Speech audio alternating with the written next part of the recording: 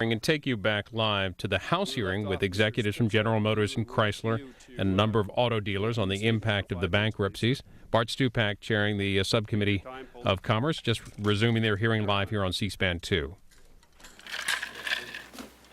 Am I on now? Can you hear me now? Chairman Stupak, Ranking Member Walden, distinguished members of this subcommittee, I want to thank you for the honor of appearing here today. I would especially like to thank Congresswoman Sutton for her role in providing this opportunity to represent my fellow dealers. We are losing 7 dealerships because Chrysler, the bankruptcy court, and the executive branch of our government have acted precipitously to deny us our economic rights. This is a public policy issue worthy of your time and worthy of congressional legislation, since without your prompt intervention to restore our rights to franchisees under state law, 2,000 small businesses and approximately 100,000 jobs will be lost. As a nation, can we really afford to let this take place? I urge Congress to enact H.R. 2743, the Bipartisan Automobile Dealer Economic Rights Restoration Act, next week. We have a long and proud history with Chrysler and GM. The majority of our stores sell these brands and these brands only. None of our stores are dual with other brands. We have a combined 374 years of business relations with Chrysler alone. We are passionate about both Chrysler and GM, and we want both companies to succeed. We are committed to helping them do so. That is why we are both disappointed and perplexed by the recent actions to terminate us and over 2,000 other dealers. We're not perfect. During those 374 years of operations, we've made mistakes. Like Chrysler's managers, our managers aren't perfect either. Nevertheless, we have stood shoulder to shoulder with Chrysler during good times and bad. In fact, my Uncle Dell, as the president of the Dodge National Dealer Council, lobbied this very Congress for funds to bail out Chrysler the first time. We never quit on them, and they shouldn't quit on us and the hundreds of other dealers who remain committed to Chrysler. This issue is not about the Spitzer family or our 7 dealerships that are being terminated or even the 300-plus employees who work in them. It is about destroying the entire net worth and life's work of hundreds of entrepreneurs and the thousands of people they employ. And I fear that these actions by Chrysler and GM will lead to their demise. And all of it is unnecessary. First, our dealerships do not cost manufacturers one dime. All products and services which Chrysler and GM provide are charged back to the dealership at a profit. Whether it's special tools, training, or even those colorful brochures, we pay for all of it. We build our own facilities, we provide our own operating capital, we hire our own people, and if we lose money, it comes out of our pocket. Second, Chrysler has argued that the 789 dealerships terminated were for performance reasons or to put all brands under one roof. As demonstrated by the sworn testimony of myself and dozens of other dealers in the bankruptcy court, many of the terminated dealerships were high-performing or Genesis stores or both. Chrysler did not terminate dealers for reasons, but rather to rid themselves of outspoken dealers and will now redistribute to other dealers while skirting around the laws of all 50 states, laws which otherwise prohibit this type of arbitrary and capricious action. Profitable, high-performing dealerships will be given to our fellow remaining dealers with no due process and no compensation whatsoever. It is unconscionable for a failed private business to bankrupt another private business which was succeeding, but when our government uses its power, its influence, and our money to aid and abet such action, it is downright un-American. At a time when our government is spending billions of dollars to stimulate the economy and create new jobs, this action will destroy 37,000 jobs with Chrysler dealers and quite likely another 60,000 or more at GM dealerships. And millions of local tax dollars will be lost, and all for no good reason.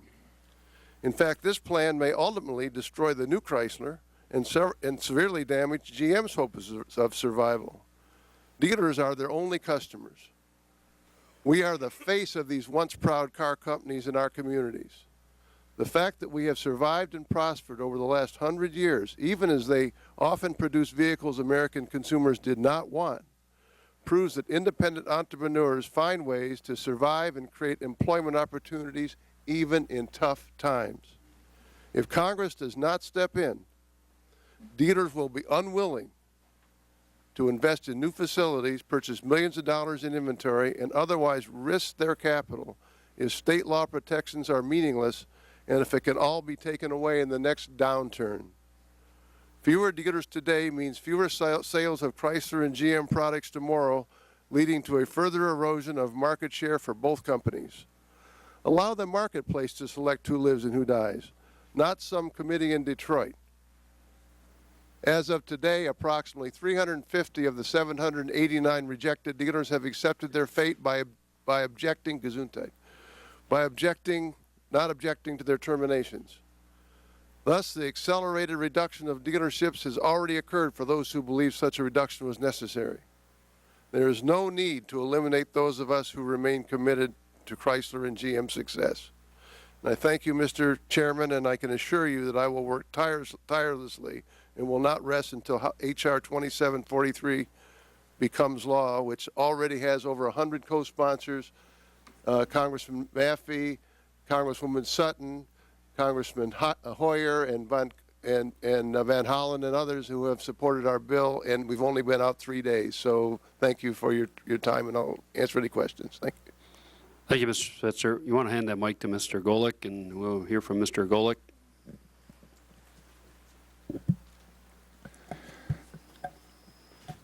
Distinguished members of the subcommittee, thank you for this opportunity to testify today. I am one of the 789 dealers at Chrysler's terminating. I'm here to give you my views on the situation and to advise you on what you can do to help us. My dealership is located in a suburb of Pittsburgh. We've been there since 1935 and been in our present building since 1948. We're a family-run dealership. I'm the third generation to sell new vehicles at our facility. One of the distinguished members of your subcommittee, Congressman Doyle, has bought 3 new vehicles from us and sent some of his friends and family to our store, so he knows firsthand what we're all about and how we run our business. My family and my employees have worked very hard to maintain our excellent reputation. The Golick name has been synonymous with trust and integrity. I want to tell you next about the pressure that Chrysler placed on me several years ago to purchase the Chrysler franchise from a neighboring dealer. They pushed me into paying hundreds of thousands of dollars to buy that franchise and told me that my facility was fine and that I could stay in my present location indefinitely. Now that my franchise has been stripped from me, I've been deprived of recovering that money, as I could have sold my franchises locally for hundreds of thousands of dollars. Last week, there was a Senate hearing on June 3rd, and the president of Chrysler, Jim Press, said these words, and I quote, that Chrysler wants to bring the performers along that will allow us the best return on our investment. In the case of the dealers not being taken forward last year, we lost 55,000 units of sales, unquote. I'd like to let everyone know that I'm one of their performers. I've always been at 150% of my required minimum sales responsibility and 150% of my required working capital. My customer satisfaction rating has been among the highest in the state of Pennsylvania for many years, and I've always been profitable. Now I'd like to talk about why us dealers do not cost the factory any money or very little money. In the case of my dealership, the total cost of the factory, I really believe, would be about $2,000 per year. To arrive at that number, I'm guessing my district manager's annual salary, say $52,000. I divide that by the 26 dealers in my district, and thus I come up with the $2,000 per dealer cost. Last week at the Senate hearing, Jim Press said that each dealer cost the factory about $41,000 per year, which is a far cry from the $2,000 that I'm coming up with. He gave his side of the story as to why Chrysler needed to eliminate 789 dealers. Mr. Press said that the dealers should have sold 55,000 more units than they did last year, and that cost the factory $1.5 billion in lost revenue. What he didn't say is that when we're gone, they'll lose 140,000 units in annual sales, and the factory's going to lose $4 billion annually. So let's see, you're worried about the 55,000 units, but you're going to lose 140,000 units. No wonder you're in trouble. I mean, with that kind of thinking, I just don't see the logic. Second, he said us dealers cost the factory $1.4 billion a year in development costs. That's a very large sum of money. I would really like to see the breakdown of those numbers and how the 789 dealers cost you that much. I mean, you went into this theory about how you have to have two separate minivans, the Chrysler and the Dodge, and that costs you money to build an extra minivan. You put a different hubcaps, different wheels on the car, different grille, and different seat fabrics. I don't see the real cost, heavy cost involved with that. I really don't. Next, I'd like to talk about the process of selecting the 789 dealers. In Chrysler's viability report that they submitted to the government in February, Chrysler indicated that 25% of their dealers were in financial trouble. I'm not in financial trouble. I'd like to know how many of those dealers that were in financial trouble are still with the company. If Chrysler was bent on eliminating 25% of their dealer body, the prudent thing to do would be get rid of the 25% that were in financial trouble and represented a liability to them. My guess is that many of the financially troubled dealers were picked to continue with the new Chrysler. I'd now like to talk about the rationale of cutting any dealers at all in this tough economy. Ford Motor Company's not cutting any of its dealers, and they're doing pretty good right now. In the 70s, when Chrysler was in financial trouble and the government stepped in, how many dealers did Lee Iacocca cut? He didn't cut any. One would never think that we would see the day when someone could just take your business from you in the United States of America. But this very day is now upon us. Why can't we let the free market decide which dealers survive or fail? Why dictate it under the cloak of bankruptcy? That was un-American. No matter what the outcome here, I really think that the bankruptcy laws should be changed to protect executory contracts such as new car franchise agreements, as I believe they represent a pure revenue stream to the factory, and we must protect the dealers' rights and protect the manufacturers from their own imprudence.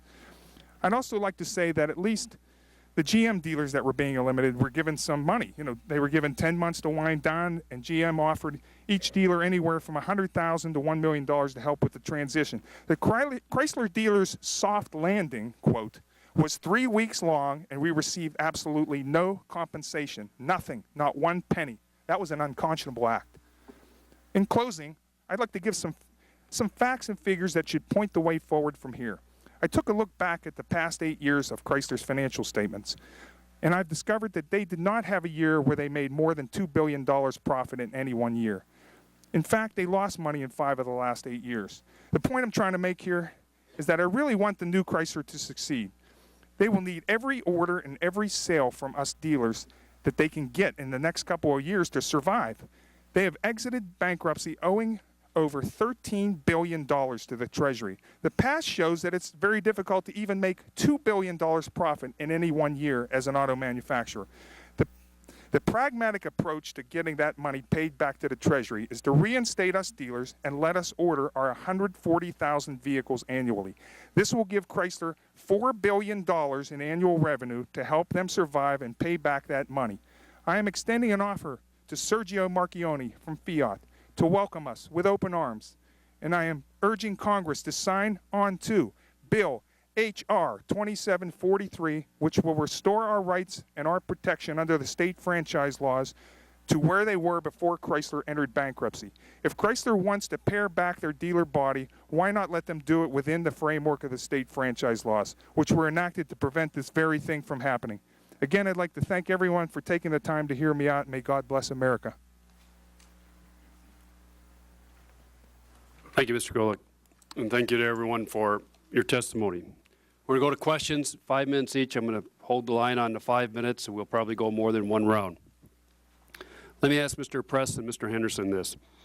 The committee staff has received reports that some dealerships that have been chosen to go forward, in other words, not being closed, are being told that they should resign from positions of the National Auto Dealers Association, NADA, and from positions on state auto dealer associations because of NADA's support of legislation to reinstate state franchise agreements.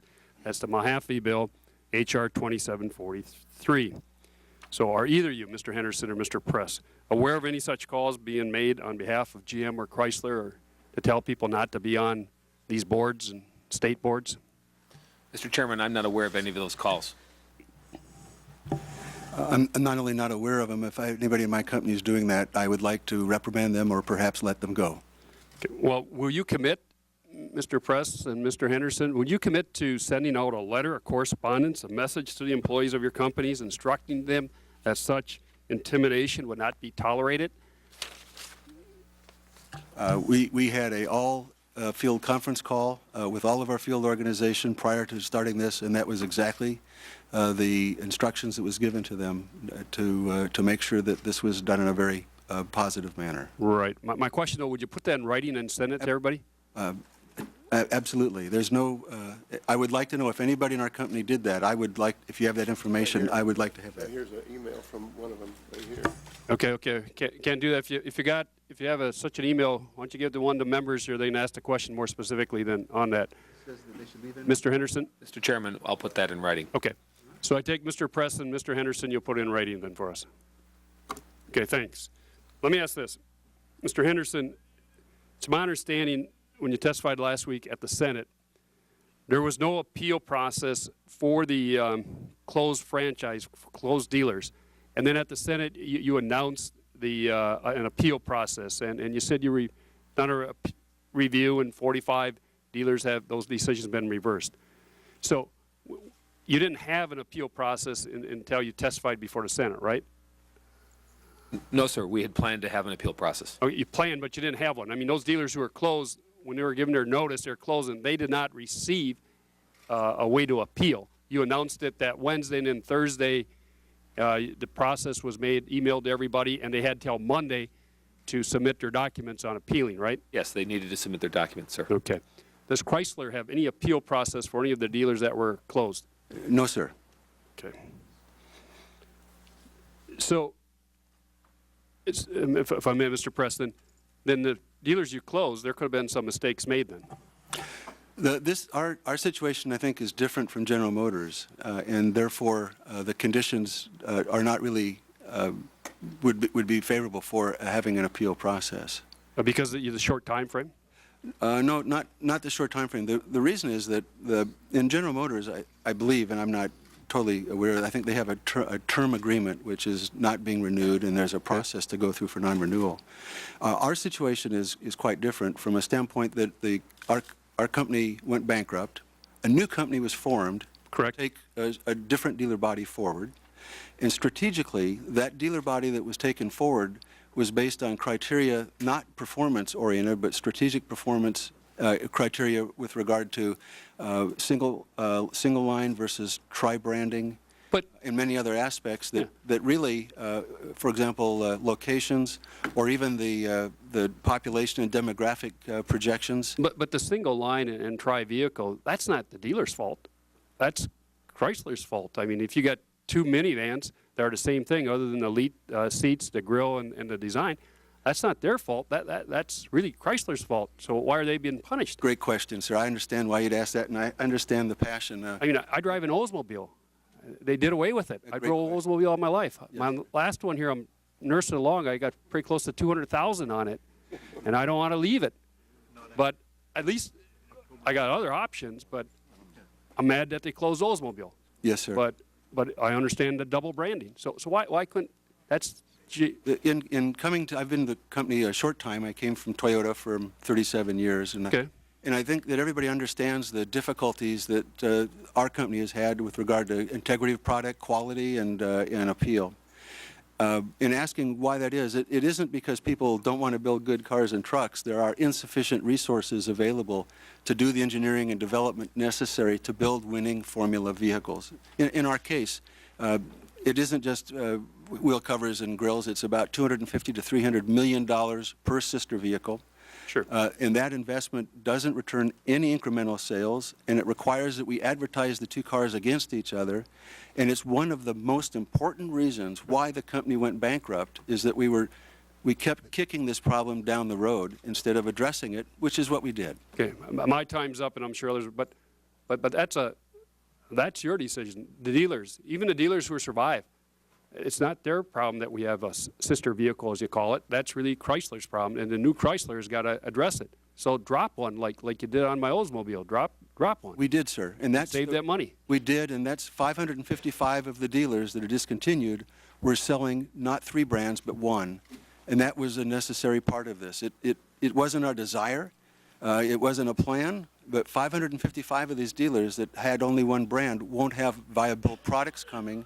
And unless all 3 brands are under one roof, the dealer body isn't going to be viable. Yeah, my time's up, but the retort would be, why not allow those one brand dealers sell all 3 of your vehicles and keep them open? Well, because our volume has gone from over 2 million a year to 700,000, and the only way our dealers will ever survive, and I think these dealers all really understands that, is to have all 3 brands under one roof where they can put together the synergy, the total customer base, and the fixed costs will be covered. That's something that everybody wants. We've known that for 10 years. Then let them do it. Mr. Walden, for questions. I'm sorry. Thank you, Mr. Chairman. Mr. Henderson, question for you. Who is the purchaser of GM?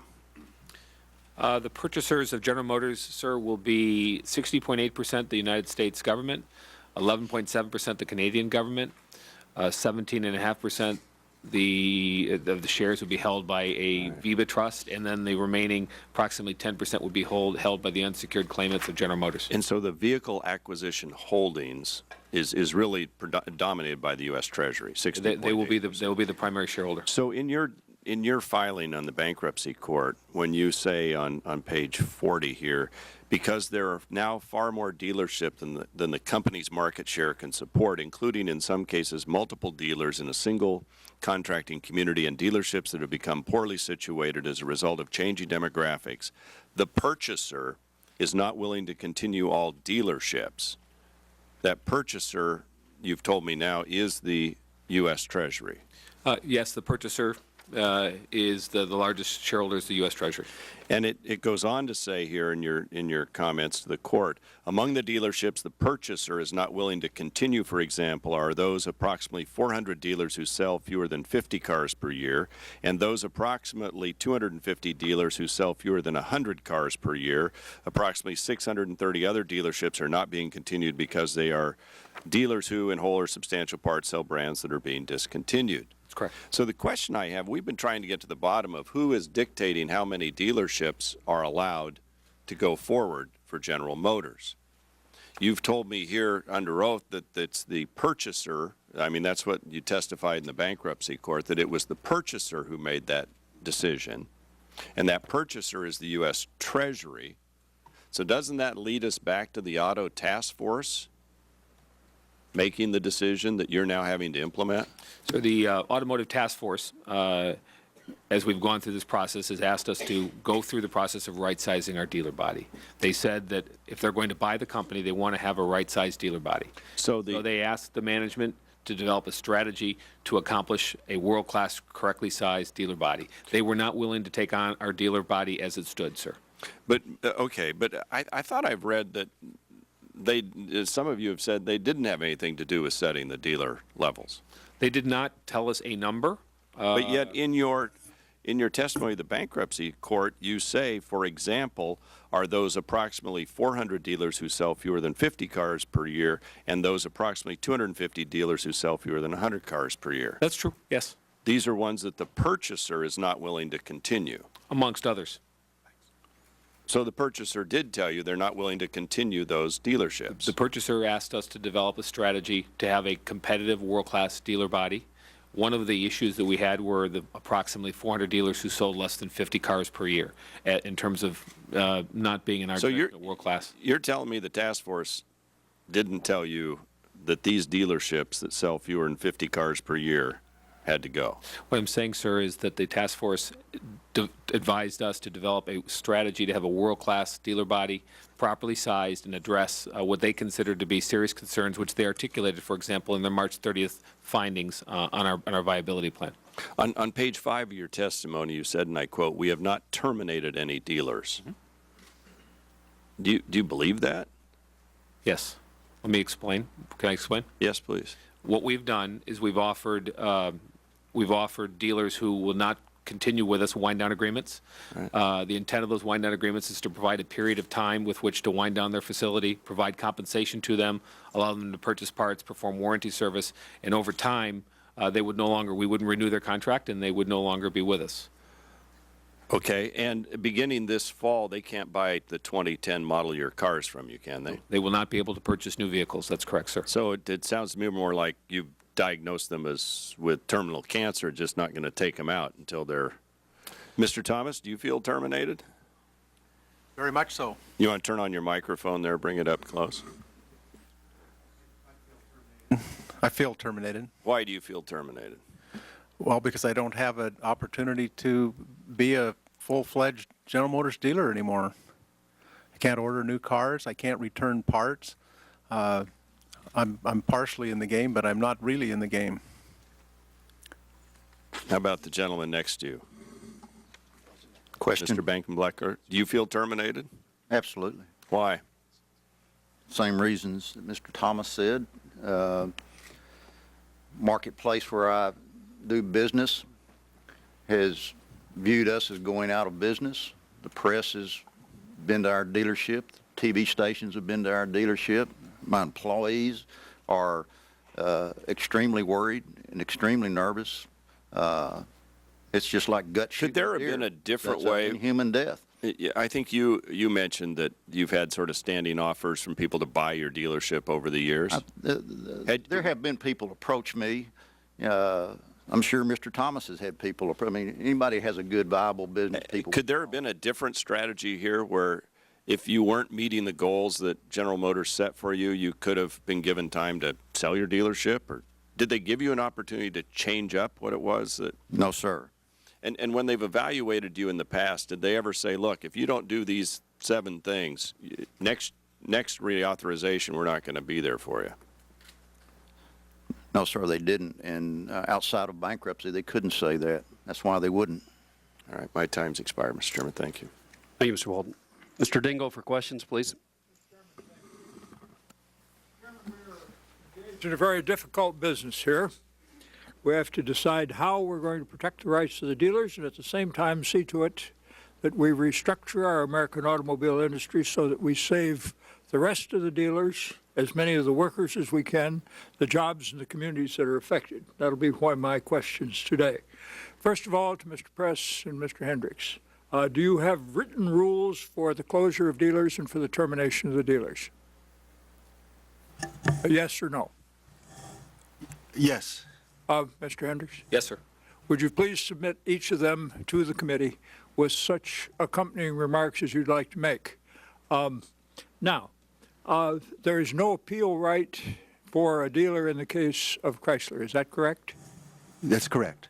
Are there appeal rights for General Motors? Yes, there are, sir. Would you submit to the committee the precise character of those appeal rights? Now, would you tell us, please, Mr. Hendricks and Mr. Press, just give us the number, how many of the dealer terminations have been changed by the companies under your appellate procedures or under your categories and standards? At this point, we've changed 45 decisions. We're not completed with our reviews, but that's the status as of this morning, sir. Mr. Press? We have had no change. All right. I've heard of a dealer who was terminated. I won't tell you which company it was, where a big storm had caused the collapse of a bridge. And that dealer was essentially shut off from access to his customers. And he was terminated, but the company involved has seen fit to reinstate the dealer because they understand the facts. Do you have provisions in your termination agreement that Mr. Henderson and Mr. Press that would permit you to address that kind of a problem? Yes, sir. That was a General Motors dealer, and when we relooked at the facts after the submission, we concluded that we were in error in our decision, and we reversed that decision. Now, Mr. McElhinney, if the legislation that we are working on passes, and if it screws up the bankruptcy process and causes the collapse of either or both of the companies down the road, we're going to have a rather nasty situation on our hands.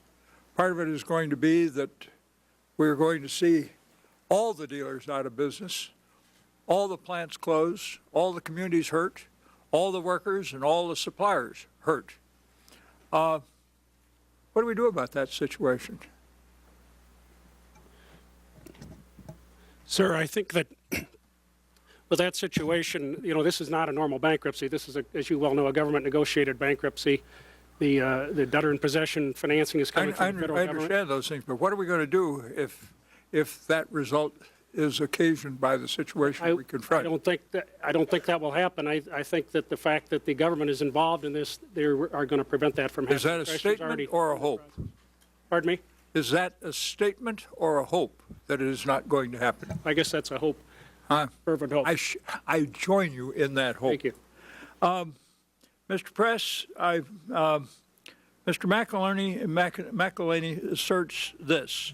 None of Chrysler's submissions to the government prior to May 14 announcement could have been interpreted to put Chrysler dealers on notice of the scope of the terminations followed. Is that statement true? Yes or no? I'm sorry, I didn't. Mr. McElhaney states as follows.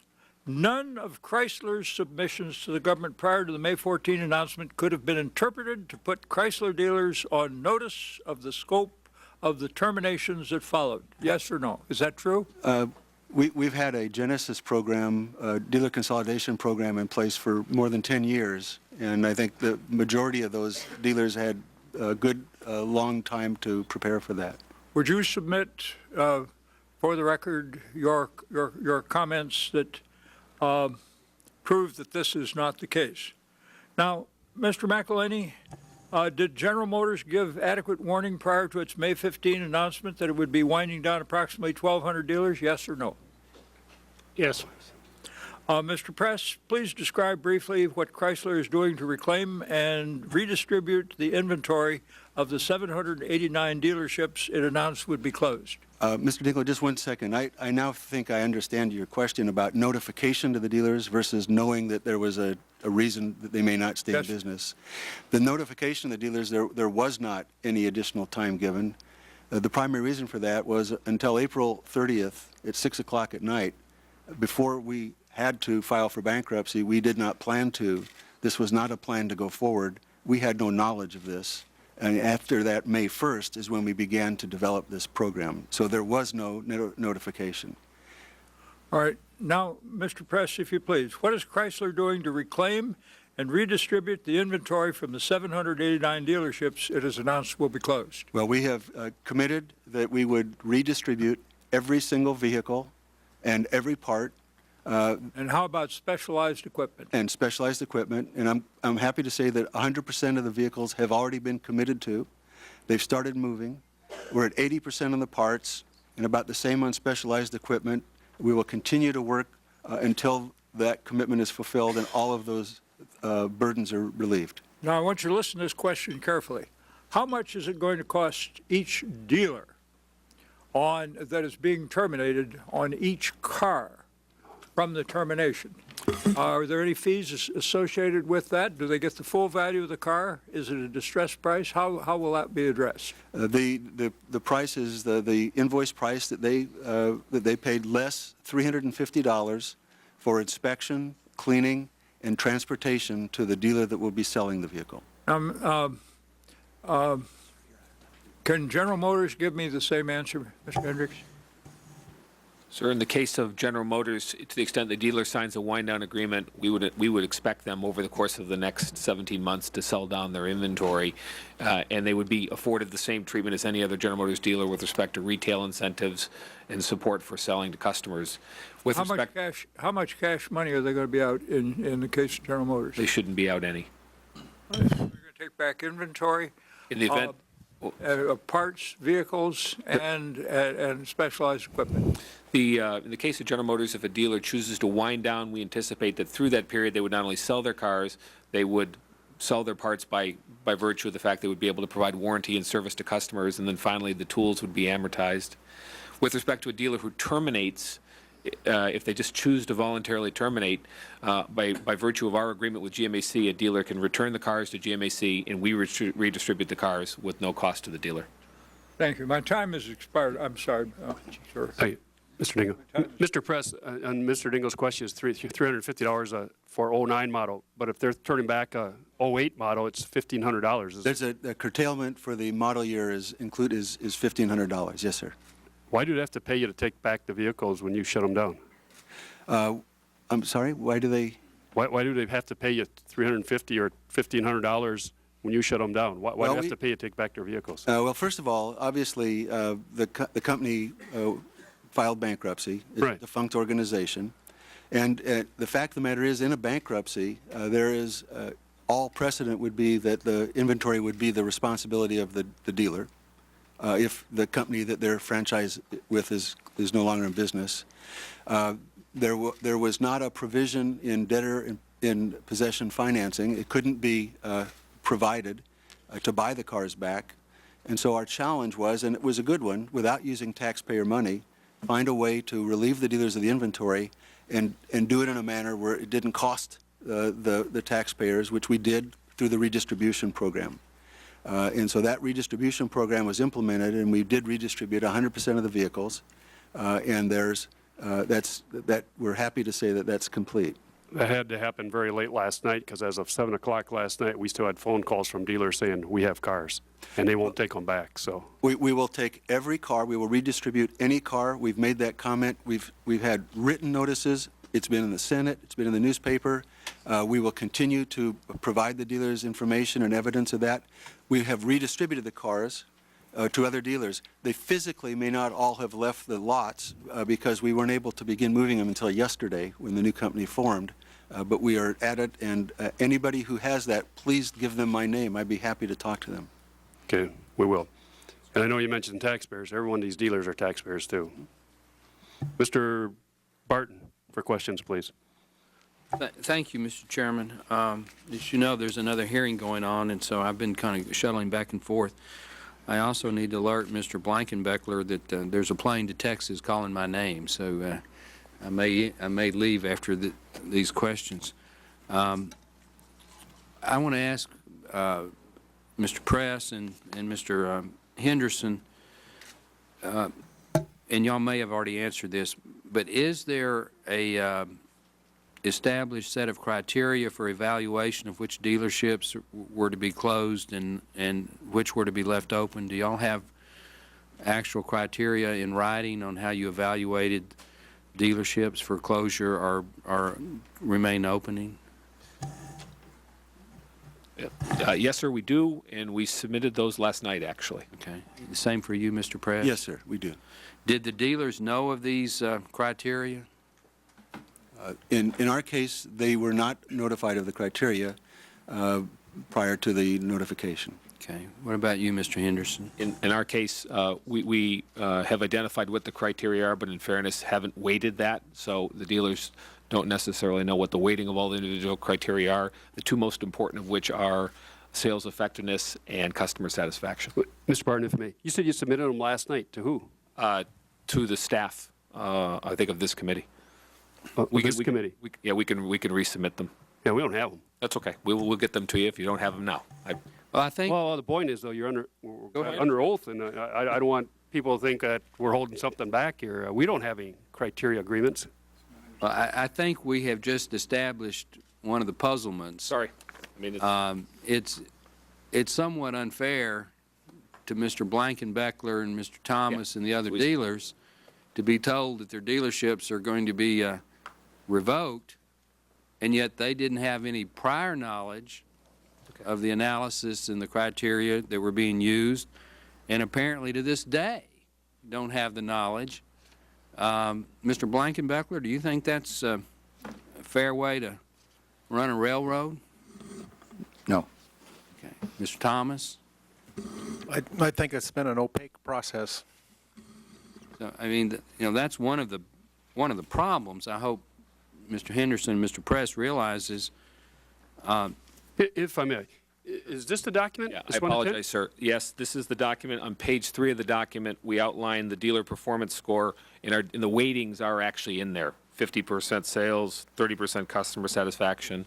It's on page 3 of the document. One time. All right, well, staff took this as just a PowerPoint presentation. They didn't realize this was a criteria you used, and after looking at it, they didn't think it helped much. But so this would be the criteria you said you used then. Yeah, this was the dealer performance score that was We'll have copies made. Give it to everybody here.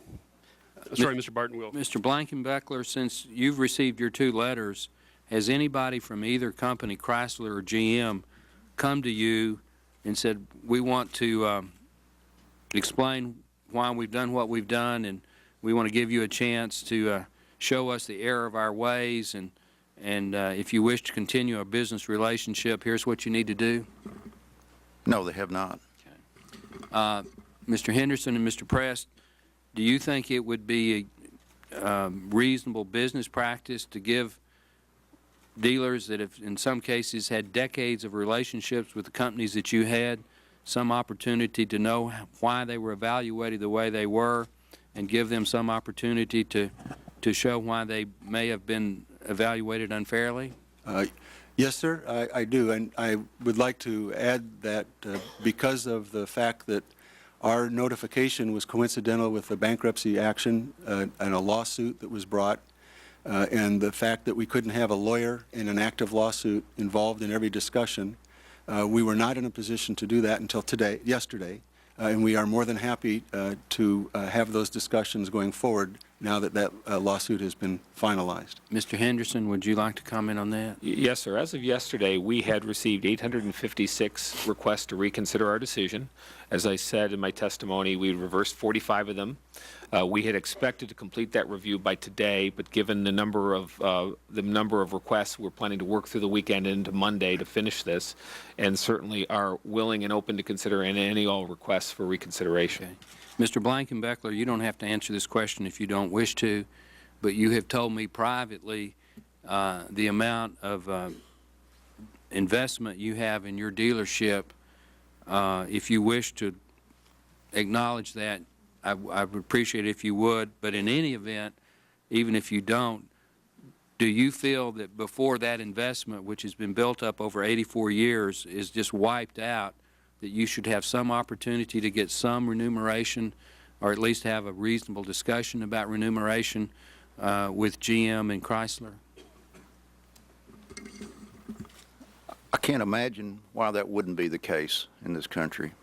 I don't see how that, as I said in my statement, I don't see how that can happen. Could you give a general parameter of the amount of the investment that your family has made in these two dealerships over the years?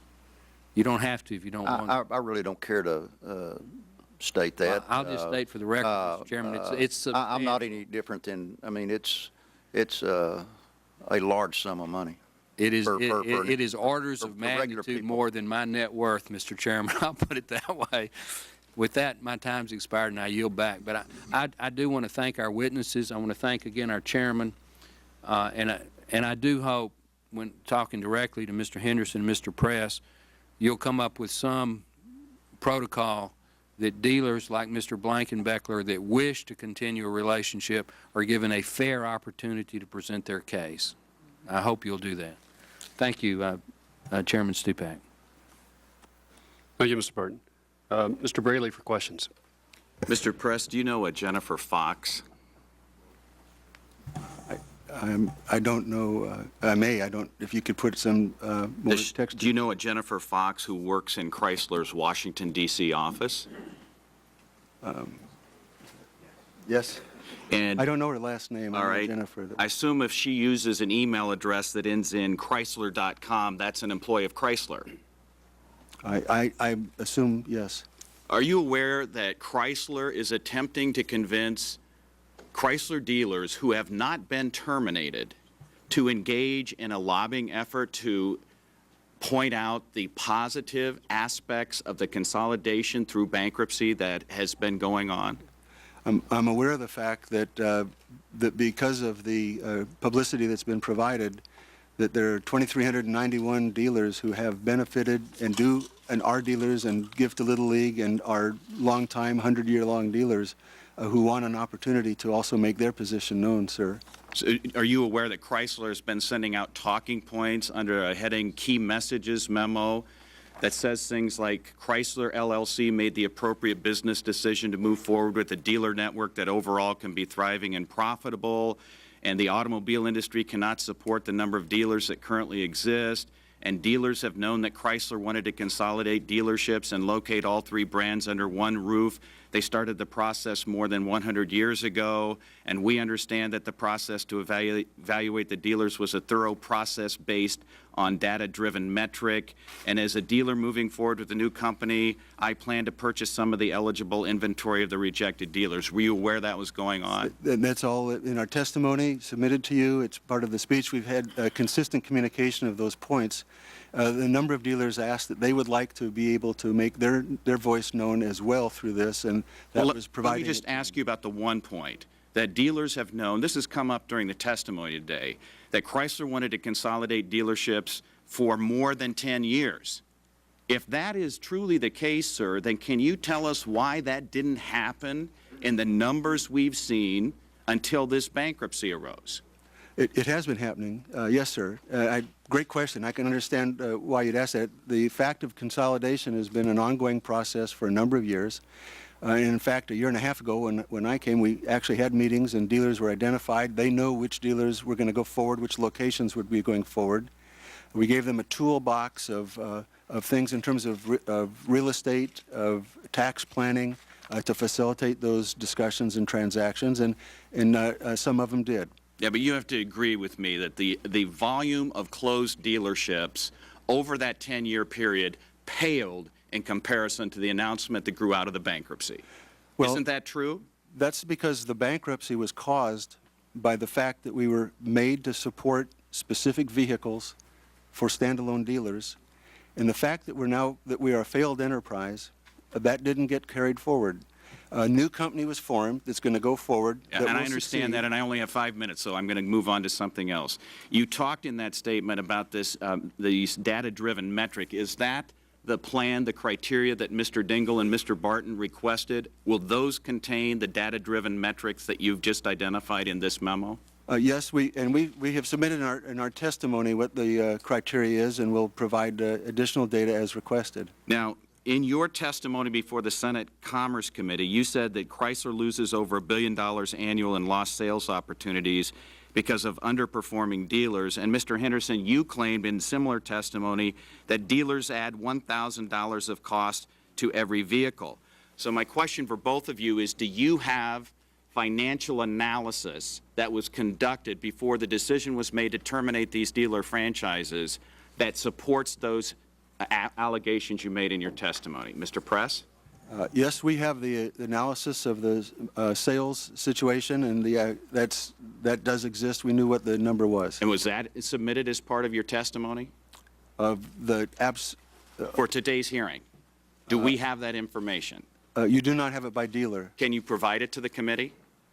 Well, that's there's confidentiality in data that we receive from dealers. All right. Well, I know that there are means to redact information to protect confidentiality and still provide the information that I'm seeking. If there's a way to arrange that, would you agree to provide it to the committee? Yes, as long as it can be done within protecting the dealer's rights. All right. The committee, I'm sure, will be happy to work with you. Mr. Henderson, same question for you. Does GM have the data to support the statement that you made that these dealers are costing your company $1,000 per vehicle? Sir, as I mentioned in my testimony, we have an overall cost of $1,000 per vehicle. That cost is articulated in the same package that we submitted last night. It's approximately $2 billion, 2 million units. And do you have the underlying data that was used to make that calculation, and is it in the materials that we have received? Yes, sir. Okay. And so you can identify that for the committee. On page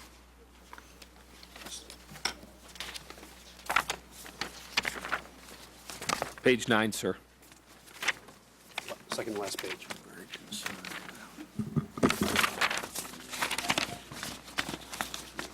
All right. And so on that page where you made the calculation, do you have supporting documentation for the conclusions that show the portion for dealer margin, incentives paid directly to dealers, standards for excellence, and on and on? I mean, those numbers aren't just published somewhere as a standard cost factor associated with the sales of each vehicle, are they?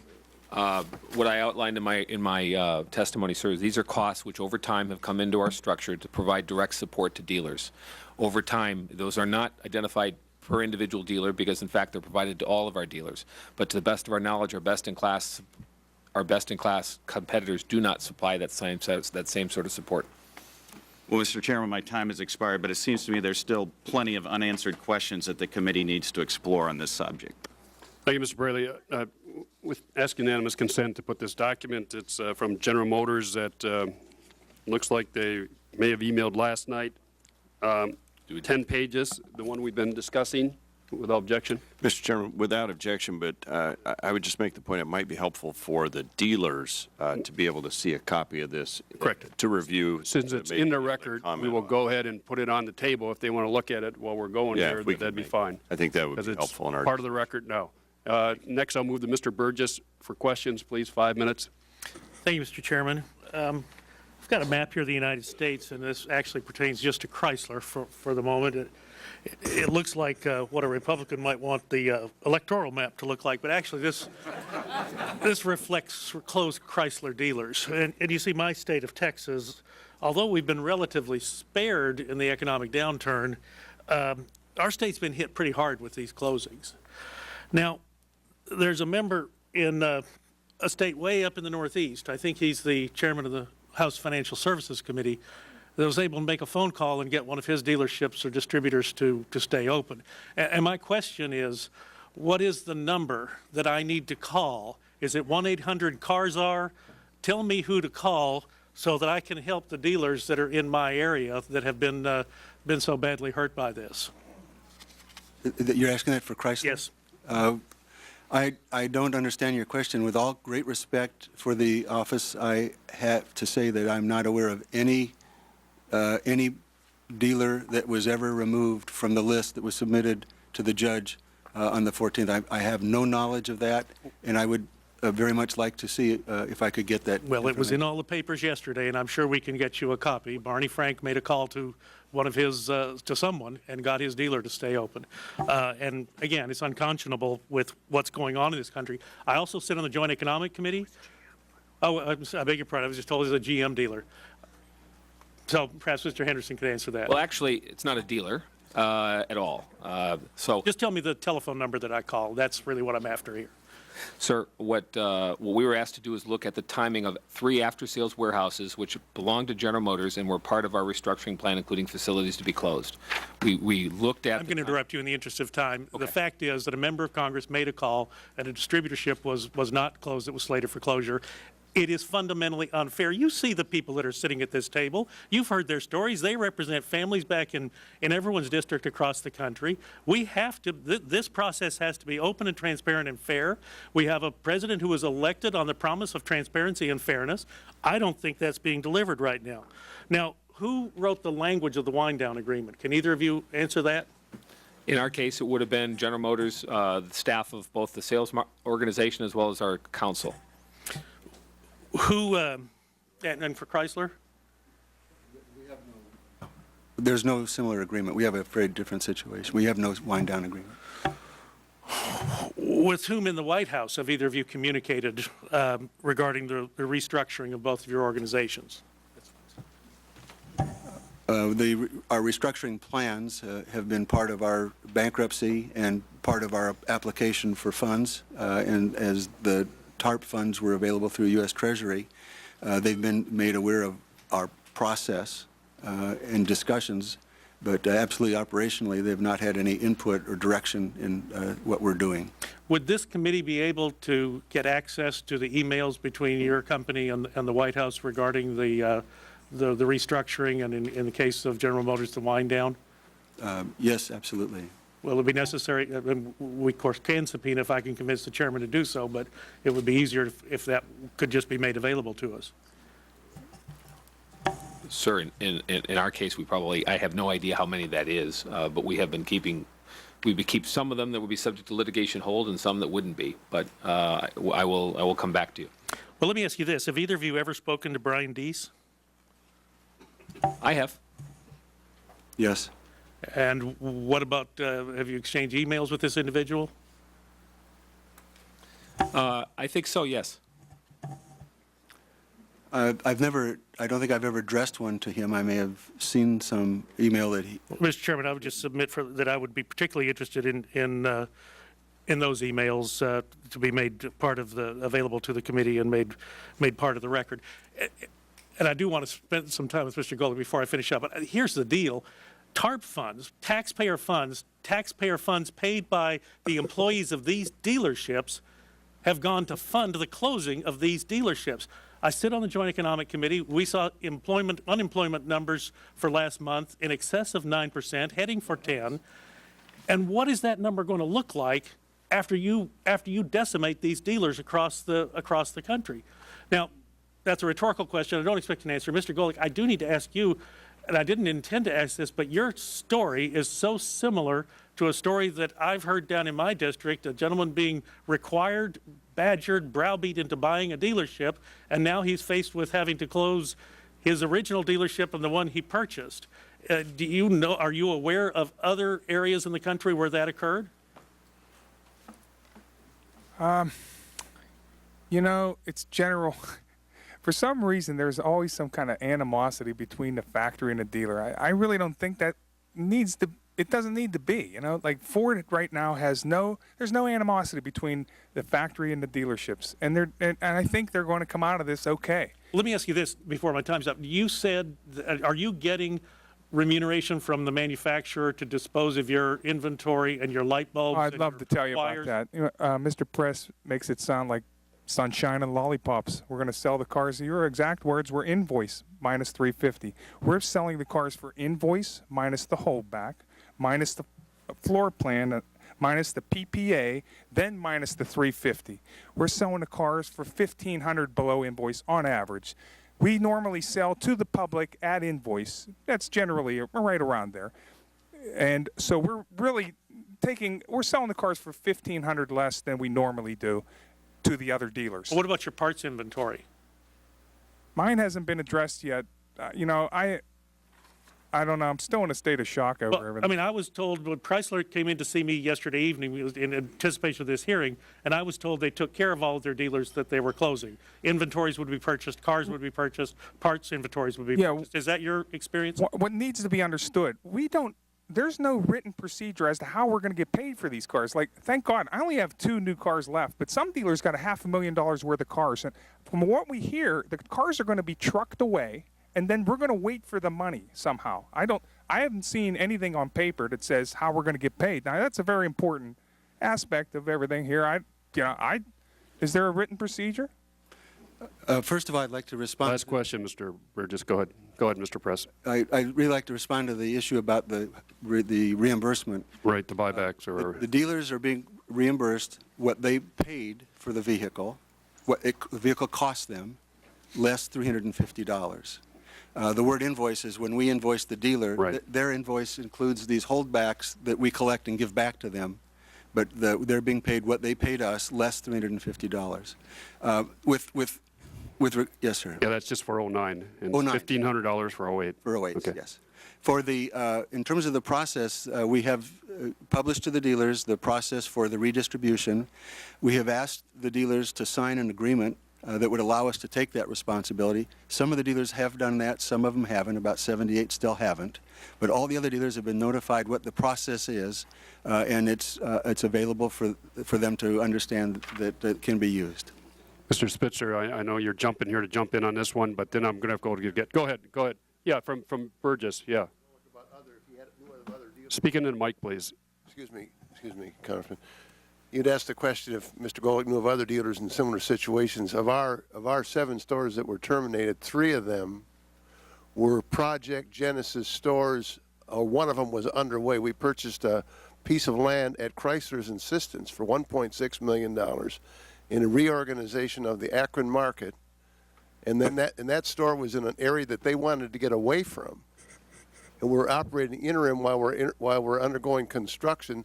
They agreed to hold off construction because of the market conditions for 1 more year, and then they canceled the franchise. We still own the dirt, and they're penalizing us for results in an area that they want us to get out of. Mr. Chairman, I know time is up.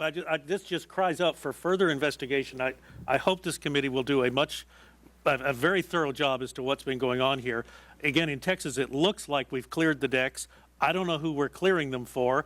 someone is likely to make a great deal of money off the reemergence of Chrysler. I'd like to know who that is and what's in the plan and what's in the works. I have a nagging suspicion that there is a political calculation here, and it is extremely distasteful when you look at these gentlemen who have had what I think unconstitutional takings of their private property. And I'll yield back. Ms. DeGette for questions, please. Thank you, Mr. Chairman. Mr. Press, I wanted to ask you if Chrysler has a similar set of written criteria as GM does for its closures. I'm not familiar with this document, but we do have okay, let me ask you this. Does GM have a written set of procedures? I'm sorry, does Chrysler have a written set of procedures for its closures? Yes or no? Yes, we've published that. And does this committee have that? It's been published. It was in testimony. Do you know if this committee has it, yes or no? I can't answer that. Okay, Mr. Dingo suggests that we have you submit that for the record, and we would appreciate that. If you don't have it, I will. Thank you very much.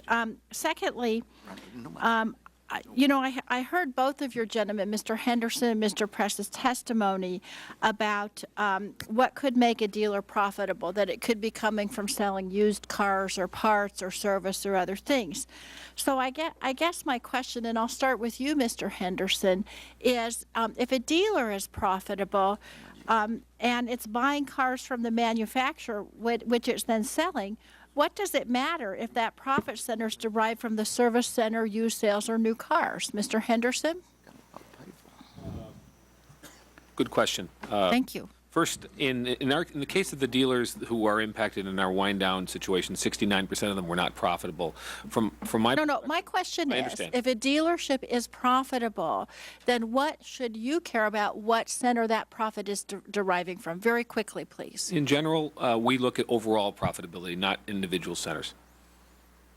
Right, but if a dealer is profitable from whatever source and buying cars from GM, why would you care if it's profitable? Why not let it stay in business? If a dealer is profitable, we don't care if it's from parts. Right. So why would you close a dealership like that? Because not in all cases are profitable dealers, for example, have high levels of customer satisfaction. Oh, so now it's customer satisfaction. There were multiple criteria. Yes, ma'am. Okay. What about you, Mr. Press? What's your answer to that question? My answer is, first of all, we have too many dealers. But why would you care if they're profitable and buying cars from Chrysler? Because the only way we're going to survive is to have all three franchises up under one roof. The only way any dealers will survive will be to have tri-branding, first of all. So one criteria is they have to have all three brands under one roof, right? Directionally, that's the position that we're going to achieve. Okay, let me stop you right there. there. But that's not the only one. Okay, and then you can talk about the other one. In Colorado, Chrysler has terminated 5 of the 7 top-performing dealers, including John Medved's Chrysler store in Castle Rock, which is not in my district, but it's south of my district. They sell all 3 brands under one roof. Mm-hmm. So what would and they're profitable. So what would you say to them? You probably don't know each specific. I think it's difficult to get into going through each individual deal. No, but what would your criteria be for a store like that? Well, first of all, I'm not sure if I understand that you say they're the top performing store. I don't know what that means. There may be 5 of the 7 top. The Chrysler dealerships are 5 of the 7 top performing dealers in Colorado, and so this Medved dealership in Castle Rock is profitable, and it has all 3 brands under one roof. So for people like them, not them in particular. Of course, what would another criteria be? One criteria was if it's not top performing, it's costing us sales if they're under their minimum sales responsibility. Okay, so it need to be top performing. It need to have all 3, and what else? They have to have a minimum sales responsibility covered, so that we're not losing money and revenue in that store. And is that minimum sales responsibility covered in your written policies that have been distributed and which you're going to provide to us? Yeah, minimum sales responsibility is a basic part of our agreement. The dealers all know what that is. Okay. So it's in their agreement. It could also be that the market that they're in is no longer viable. The fact of the matter is that we've gone from 2 million units to 700,000. We don't have enough available product to support all the dealers in every market. Yeah. I don't mean to interrupt you. I understand what you're saying.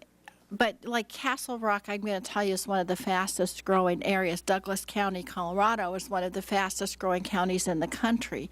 So I guess, you know, without getting into the particulars, I know you don't know the particulars of each single one, but I heard you say that unlike GM, Chrysler does not have an appeal process. So my basic question to you is, do these dealers know, people like Medved, do they know exactly why their dealership was terminated? Have they been given that information? Because of the proceeding in bankruptcy and the fact that this coincided with a lawsuit, we were not in a position to communicate. And I want to clarify, because that was asked before, that now that we've come out of bankruptcy, we are in a position, we will communicate to the dealers and let them know what the factors are. And so we had a very robust process that was fair and equitable. It was tested and approved by the bankruptcy judge, by the appeals court in New York, and the Supreme Court of the United States. And we'd be more than happy to allow committee members to see the same information. Okay. And it's difficult, but we can go through individual dealers as you wish. But what you would say is that you did not tell these dealers before exactly why they were terminated, so you can understand why they are upset. I understand their anger and upset. I can understand in my soul the whole situation. Being bankrupt, it's not a spectator sport. Well, obviously, and you know, I used to be a lawyer in a different life. I don't know of any provision in the bankruptcy rules that says you can't tell people. Maybe that was the bankruptcy judge that told you not to tell people, but it seems to me you need to give people the information. We do. There was a lawsuit filed as part of that bankruptcy on behalf of the dealers, and it became very difficult for information other than discovery to go forward. Now that we're out of bankruptcy, we are fully prepared to be. What's your time frame for that, sir? We're fully prepared at any point to become transparent with the dealers that would like to. So you can get that out, what, in the next week, you think? Perhaps sooner. That's great. Thank you. Thank you very much, Mr. Chairman.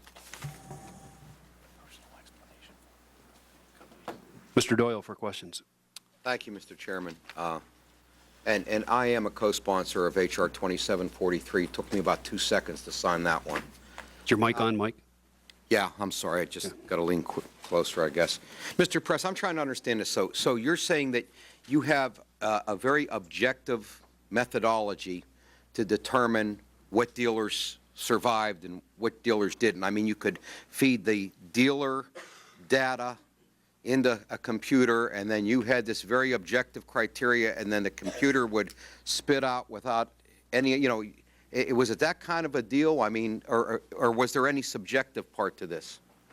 We have over 200 people in the field from local markets that were part of the process of collecting the appropriate information. We have a data service that provides demographic and location information and identification of future trends. We have the process of understanding what franchises that we have, the criteria from the dealers' own scorecards. It's a number of pieces of information. It wasn't just a computer. It was vetted through a number of levels of consideration. Thanks. So one of the criteria is you wanted, why would a dealer who had maybe 2 of your 3 brands and was a performing dealer and a profitable dealer, why wouldn't they be given the opportunity to just pick up, you know, that you start selling the 3rd brand to them? Sure. I mean, what stops you from doing that? Well, there's a couple reasons. One of them, of course, is that you don't want to have 2 dealers that may be next door to each other selling the same products. I don't think the dealers really want that either. In fact, there are some laws that provide 10-mile separation, which should be respected. And so we've got to be careful to craft the right dealer network going forward that has the distance and the appropriate market so the dealers can survive. And normally, many of these locations where we have the single brand dealerships, they're in so close proximity that they have to be brought up into one. That means that one dealer may be chosen and one may not. We have here that process where the dealers that weren't chosen are in front of you. Okay, thank you. Mr. Golick, you sold 2 of the 3 brands, right? Now, this minimum sales deal, have you met that?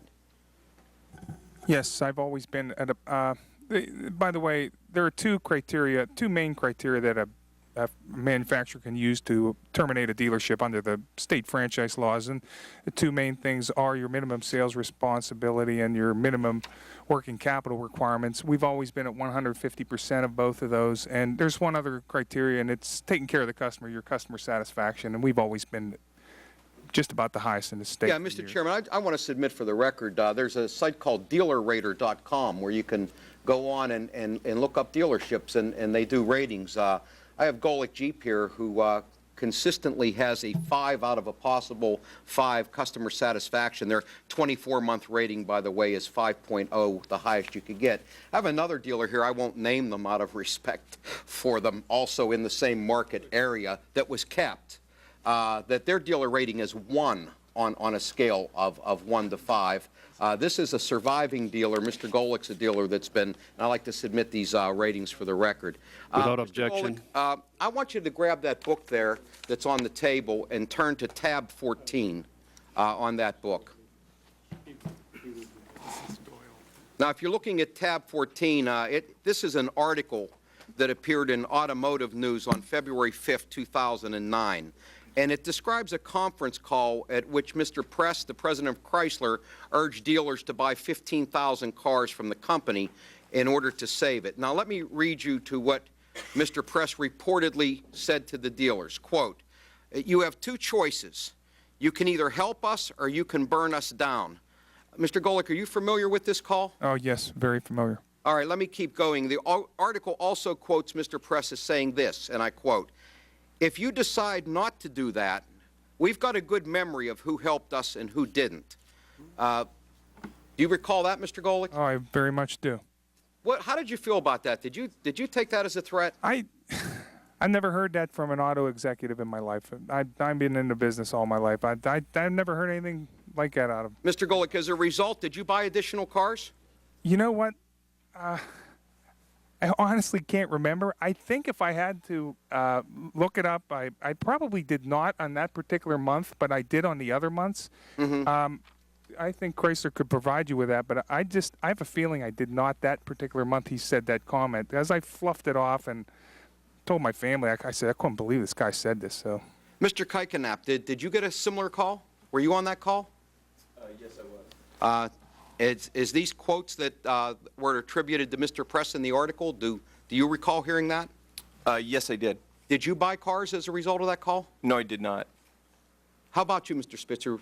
So I was on the call. In some cases, we bought them. In some of our stores, we just couldn't take them. Mm-hmm. And after you and other dealers put up your own money to buy these cars in order to help out the company, you were shut down a few months later. Now, let me ask you, Mr. Press, is this an accurate quote in the paper, or you deny saying this? It's accurate. It's accurate? So let me ask you something, Mr. Press. How do you respond? You get on the phone and you ask your dealers to help you survive. You ask them to buy some more cars. You basically say you got a good memory, and you'll remember the guys that helped you out and the guys that didn't. Can you tell this committee that you didn't use that as one of your criteria to decide what dealers got? If dealers said, we take that as a threat and we resent it and we're not going to buy any additional cars, would that be used to maybe retaliate against the dealers? Absolutely not at all, in any way, shape, or form. How do you take a statement like we have a good memory of who helps us and who doesn't? Well, if I made that call to you and asked you that, how would you take that call? May I put that in context? Sure. I understand your question, and I also fully realize the way that could be used in a manner that may not be accurate. The situation was that we had a shutdown in December before Christmas. We made no production.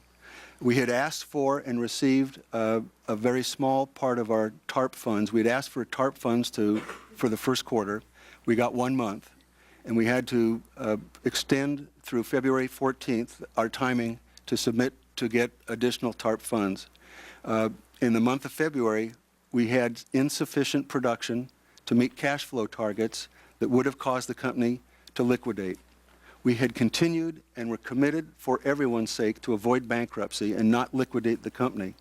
And we did make an appeal to the dealers to please understand that we need to buy the February production. I realize that you're not out of cars, but if the company's going to make it through February and we have a chance at getting the TARP funding, which we finally did and we're still here today, we would need that help. 70% of the dealers had purchased cars, 30% hadn't. And my quote was something like, if you don't buy the cars today, we liquidate, we're gone. If we buy the cars and we can stay in business, at least we have a shot at getting to the end of this tunnel and getting some money.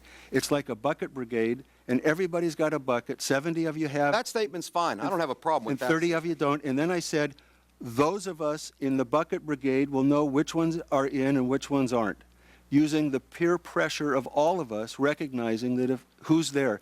It had absolutely, I am a dealer guy. I would never threaten a dealer. You can ask anybody in the United States that I would never use that pressure. And I promise you, under any oath, there was never an aspect. And if you ask the people that did not get approved to go forward, they both equally either bought cars or didn't.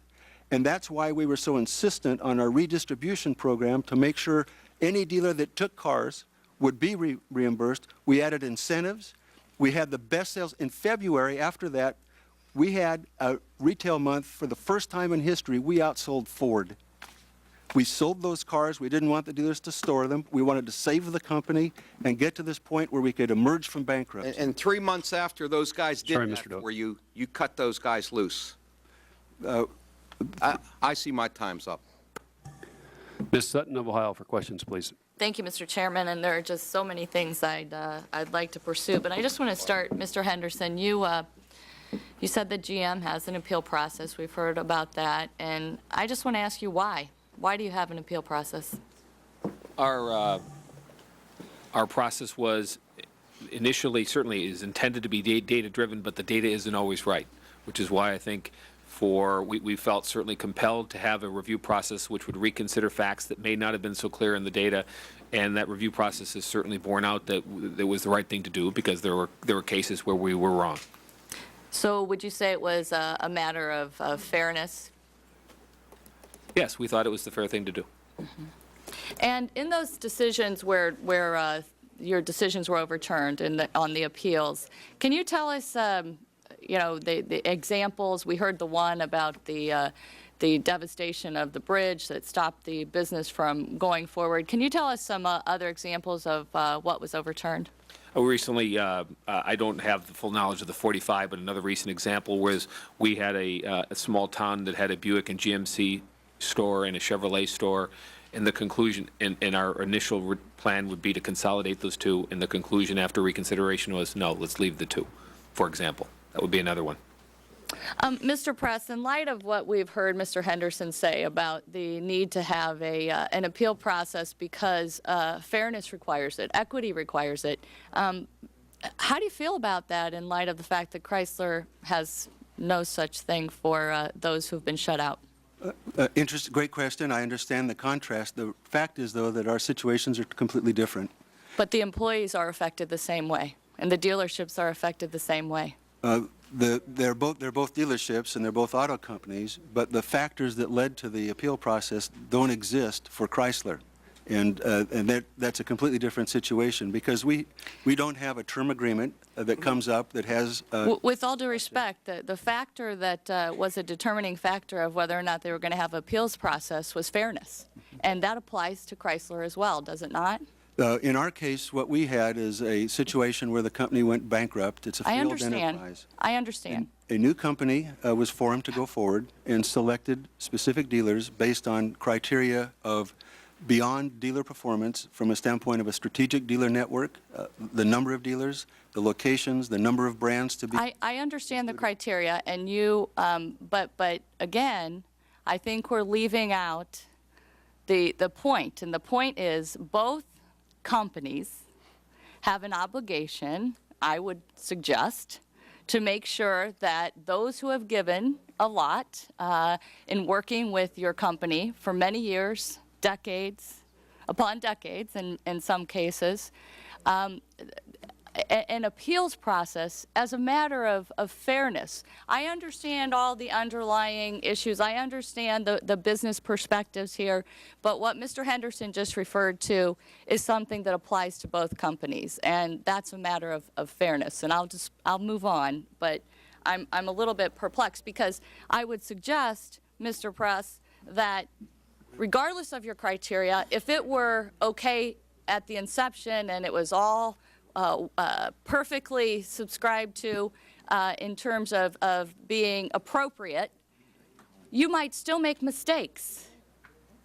So with that, we'll move on. I want to clarify a little bit more this whole idea, because we hear from the dealers about how the dealerships don't feel that they cost the companies a lot of money. So if I could just get from Mr. Press and Mr. Henderson a yes or no answer to these questions. Is it true that the dealers pay for the cars before they receive them? Yes. Yes. And is it true that the dealers pay to have the cars shipped to them? Yes. And do the dealers pay for the parts as they receive them? Yes, ma'am. And do the dealers pay for their signs? Yes. Yes. Okay. And do they pay for their buildings, including the taxes? Yes, ma'am. Okay. And do they pay, obviously, their employees and all of those related taxes? Yes, ma'am. Okay. And do they pay for the brochures that they hand out in their showrooms? Yes. Okay. So, Mr. Press, last week you testified that the dealers cost you somewhere in the neighborhood of $3 billion. Have you provided substantiation of that number somewhere? Yes, in our testimony. Okay, that's what you are submitting as the substantiation. We have submitted written testimony. Yes, I have your testimony. There's nothing supplemental to provide for any additional substantiation, just your testimony. Yes. Okay. Mr. Press, don't all the states allow you to terminate dealer agreements provided that there is just cause? It depends on the state. There are different franchise laws that exist. I understand, but do they all provide you with the opportunity to terminate for just cause? You don't know? I can't answer your question. Fair enough. Okay. How many dealerships did Chrysler terminate last year because of substandard performance? I can't answer your question. There were some, but I don't know how many. Okay. Would you please provide that to me? Yes. Because now we have 789 being terminated, and it's a huge number. So it would be interesting. It's not the same reason. It would be interesting to see how many were terminated under the just cause standard in the last year. Mr. Press, did I read correctly that you said that it costs $41,000, or in your testimony, per dealer to have staff call on dealers, or was it some other number? No, it was not just staff, for providing training, to have the computer systems, to have our internet program up, to have all of the records inside the dealership, inside our company, all the audit information that we have, the computer data, the field organization, not just a traveler, but we have a full field office, transportation, logistics, parts service. It's a fairly large enterprise of administrative costs, and it's $41,000 per dealer. Okay. Well, I will wait. I'll wait for the next round. Thank you. Thank you. Thank you very much, Mr. Chairman. You've been hearing very clearly from Republicans and Democrats who represent dealers that there is enormous concern about how they've been treated and the impact on communities. One area where there seems to be a dispute on the dais is whether this was a decision. Each of these decisions on closing a dealer was made by Chrysler and GM, or was it orchestrated by the White House?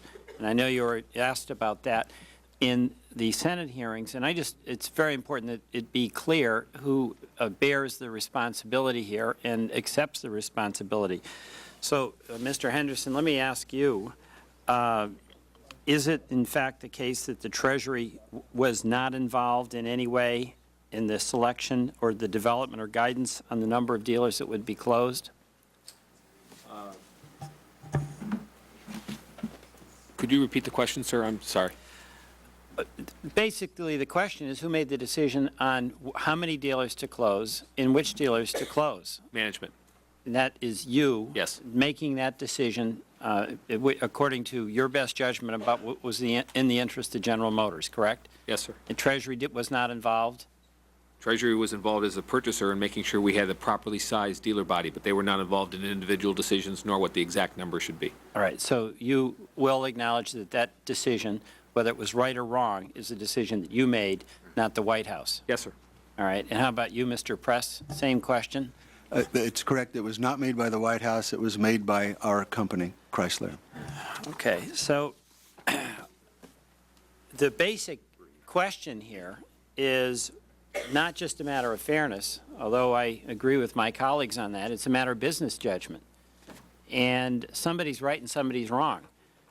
You two gentlemen, on behalf of your companies, have come to the conclusion that closing down long dealers, including dealers in good standing who've done a good job for a long time, in some cases generations, that it's in the interest of the company to close them down. Is that right? In our case, it's the only way we'll survive going forward. And there's obviously a lot of evidence that's been presented to you at this hearing that those dealers are not costing you money, but actually can be a lifeline to re-energize sales in their local community. So you're going to bear the responsibility if, in fact, it turns out that you're wrong and they're right, correct? Yes, we will bear the responsibility. And on this appeal question, I mean, here's the dilemma that we have.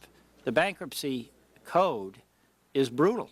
I mean, this man over here, his grandfather was in the business, his father was in the business, and had there not been the resort to bankruptcy, which was obviously made as a result of business situations that developed over decades, had there not been a resort to bankruptcy, you would have had to have a sit-down, face-to-face interaction with people that had been loyal, effective, and solid business partners for decades, correct?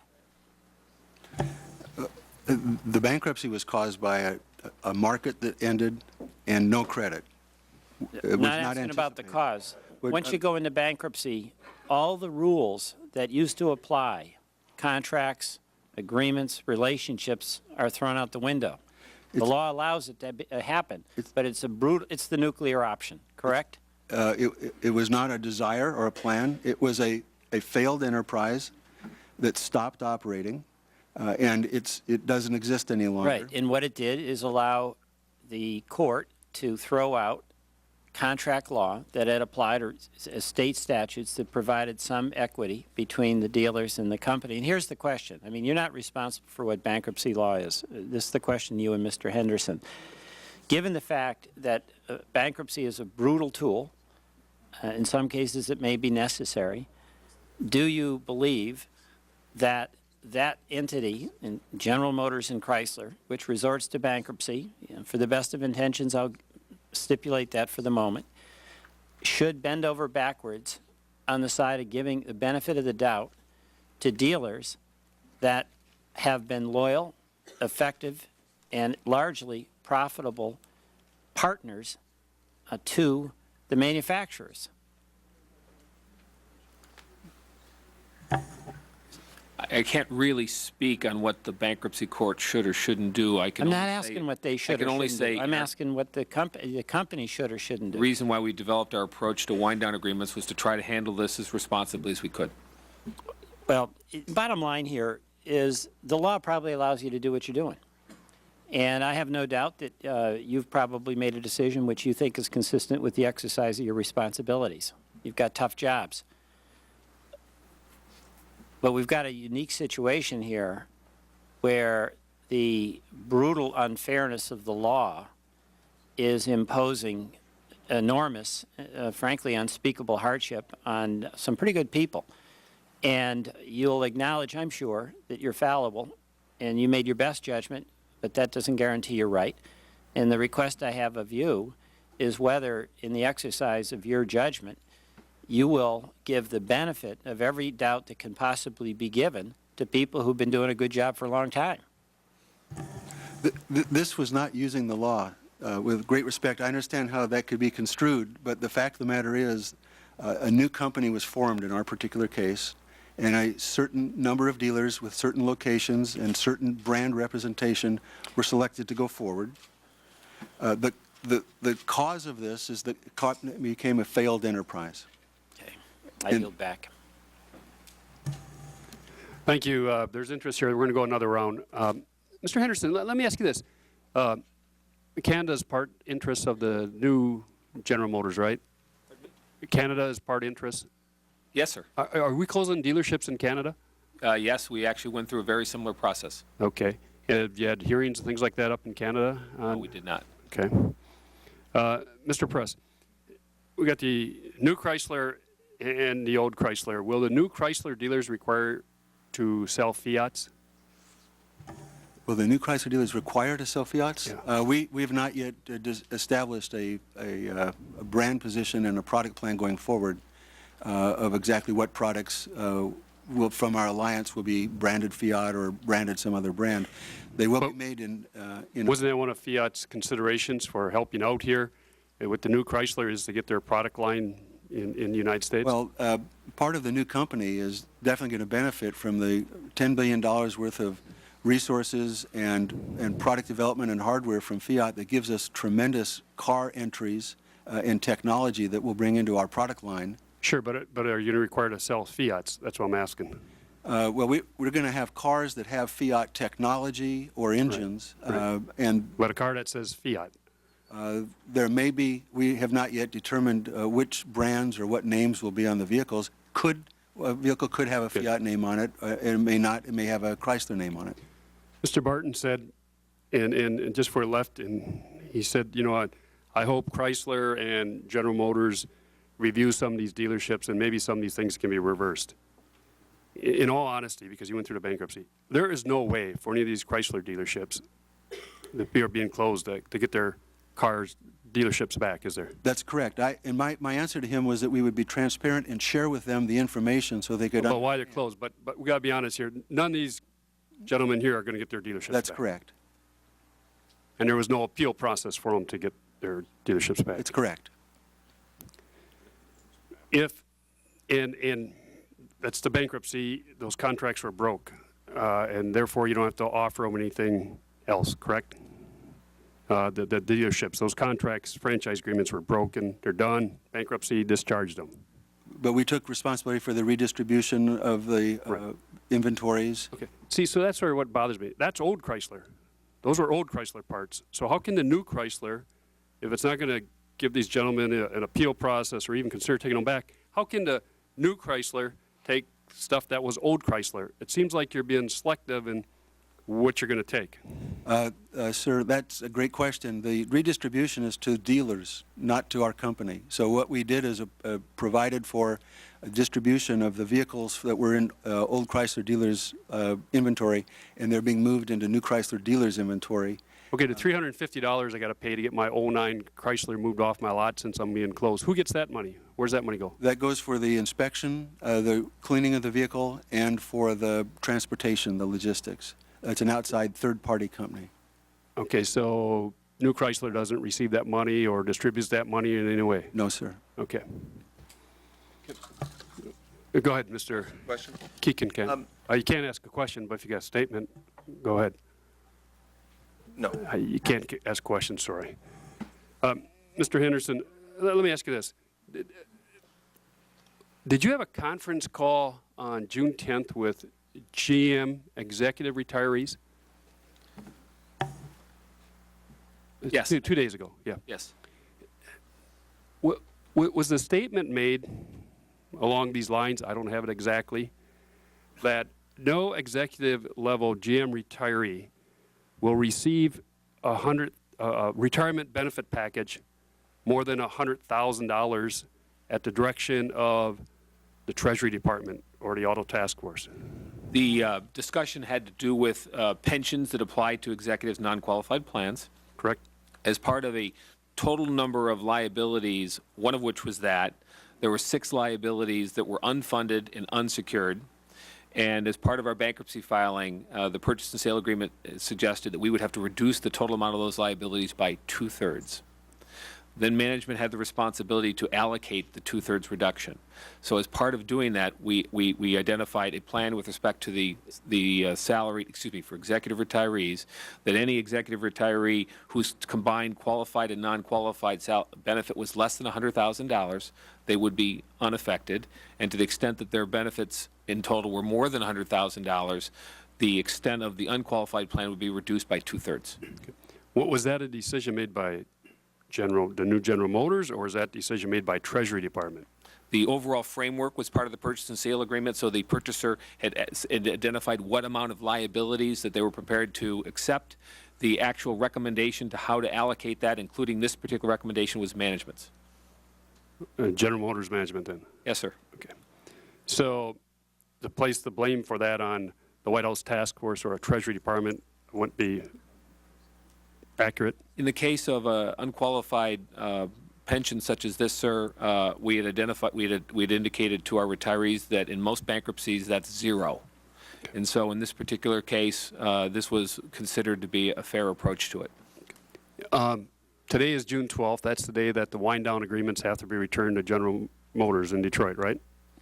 Yes, sir.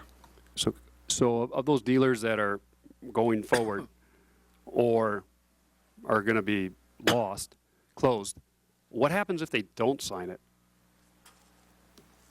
Well, first of all, excuse me, 96% today, as of today, this morning, had either signed it or had verbally said it was coming in. So we anticipate a high percentage of those dealers will sign the wind-down agreements. Right. Very high percentage. In the event that they don't, those contracts would not be assumed by the new company. They would be left in the old company, and they would be rejected.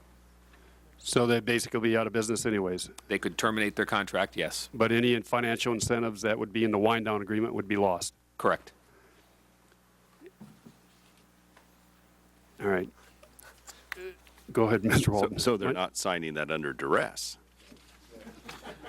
Well, they're not, but if there's 1,000 more dealers that are going to be closed, right? 1,000 more GM dealers. So if I don't get my contract in right away or protest too loudly, I could be one of those 1,000 other dealers. Well, actually, in terms of the participation agreement, 99% of those are in. We expect to have all of them in. Mr. Spitzer, did you want to, or did you have something to say on this? Well, I had a couple of comments. One on the 41,000, Mr. Press. I would submit that the cost per dealer will go up after these dealers are terminated. Sure. Because many of the, first of all, I think it's maybe 40% or so get no representation at all. It's all done electronically. The smaller dealers, there's no personnel. I would also submit that they'll cut very few field people, if any. With fewer dealers, those costs are almost fixed, or at least semi-fixed, that will go up. The other comment I was going to make was the minimum sales responsibility. Just to quickly educate just in a couple of sentences, the committee. They take the state average penetration for their brands, and they expect every dealer to hit state average penetration. The problem with that is, and just to take an exaggerated, not exaggerated, an example of how that can be skewed and how it's an unfair measurement. In fact, common pleas courts, at least in Ohio, have found, and there's rooms full of testimony, expert testimony, and they have been thrown out in many cases, minimum sales responsibility as a criteria. In Sheffield, one of the terminated, rejected stores in the Congresswoman Sutton's district, there is a Dodge dealership in the middle of Ford country. There's 2 Ford plants. One of them was just shuttered, but it's still a lot of 8-plan residual buyers that are still owners that are still there, living there, retirees and so forth, and then a plant still going in Avon Lake. This dealership is right between them. Okay, 100 miles to the west, there's another dealership near a Jeep plant in Toledo, Ohio. The dealer in Toledo and my dealership in Sheffield is held to exactly the same standard. That's absurd. I see. One more question. I'm going to go to Mr. Walden. Mr. Henderson, does GMAC have part of the new GM, or does GM still own part of GMAC financing? GM will own shares in the new in GMAC. We will own approximately 9.9%. Once we have the other remaining shares of General Motors are currently held in a trust to be sold, because as part of our passivity agreement with the Fed, we agreed we would sell down our interest to 9.9%. Mr. Walden for questions. Well, thank you, Mr. Chairman. I want to just pick up on the GMAC part then, but I got to find it. So I've talked to a lot of folks in my district, and one of their complaints is the flooring issue with GMAC. And I had a dealer tell me that after GMAC got their government dollars to do the flooring, they immediately raised the interest rate by 6%. They made this dealer pay $10,000 just to be able to stay on. It's non-refundable. He'd been with them 27 years, had no problems. In the last 7 months, they've changed his contract 14 times, always with the threat of curtailment, and then micromanage and manipulate his floor stock. He told me, they told him he had too many cars, so he cleaned out his inventory, sent them to auction. Then they called to say that they had had an inspection and his car numbers were inaccurate. He said, I did what you asked. They said, you should call us to tell us you're doing what we ask. He said it would be illuminating to have a congressional member in the room listening to the dealer conversation with the GMAC employee. This is not unique, unfortunately, in terms of that side of this issue. I also want to go on to, well, let me go to Mr. Thomas, because you've now had a chance, and maybe Mr. Blankenbeckler as well, you've now had a brief opportunity to look at the criteria. Is this the first time you've seen the criteria upon which the decision was made in your wind-down agreement? It is the first time. I've seen the DPS one other time in the last few weeks. I've asked for things that are in this paper prior to making the wind-down agreement commitment, and it would appear that I made the wrong decision. How so? Well, it says that in the case of a rejected dealer. What page are you on so the committee can follow? This is page 5. It says at the very bottom, for GM dealers that floor plan with GMAC, which unfortunately we're floored with Wells Fargo, and I don't know if this would pertain or not, but it says for GM dealers that floor plan with GMAC, if the dealer agreement is rejected, we expect that the dealer would turn in new vehicle inventory, which GM then would redistribute. Now, this idea of playing out for 17 months, it sounds good and compassionate in a sense, perhaps for the employees, but it's a hard sell to convince someone why they should buy a past model car from you when you're not even going to be there. I mean, that's tough. And was it hard to sell a model car from a manufacturer who people weren't convinced was going to be there? That as well. Did that affect your sales, do you think? It has affected them. Do you think that was taken into account when it comes to I think there's something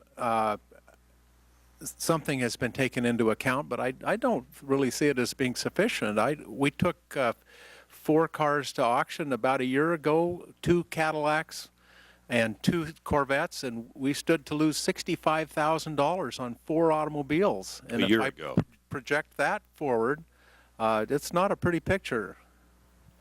So do you feel like this information provided to the committee it would give you an adequate understanding of how they evaluated the wind-down agreements versus the go-forward agreements?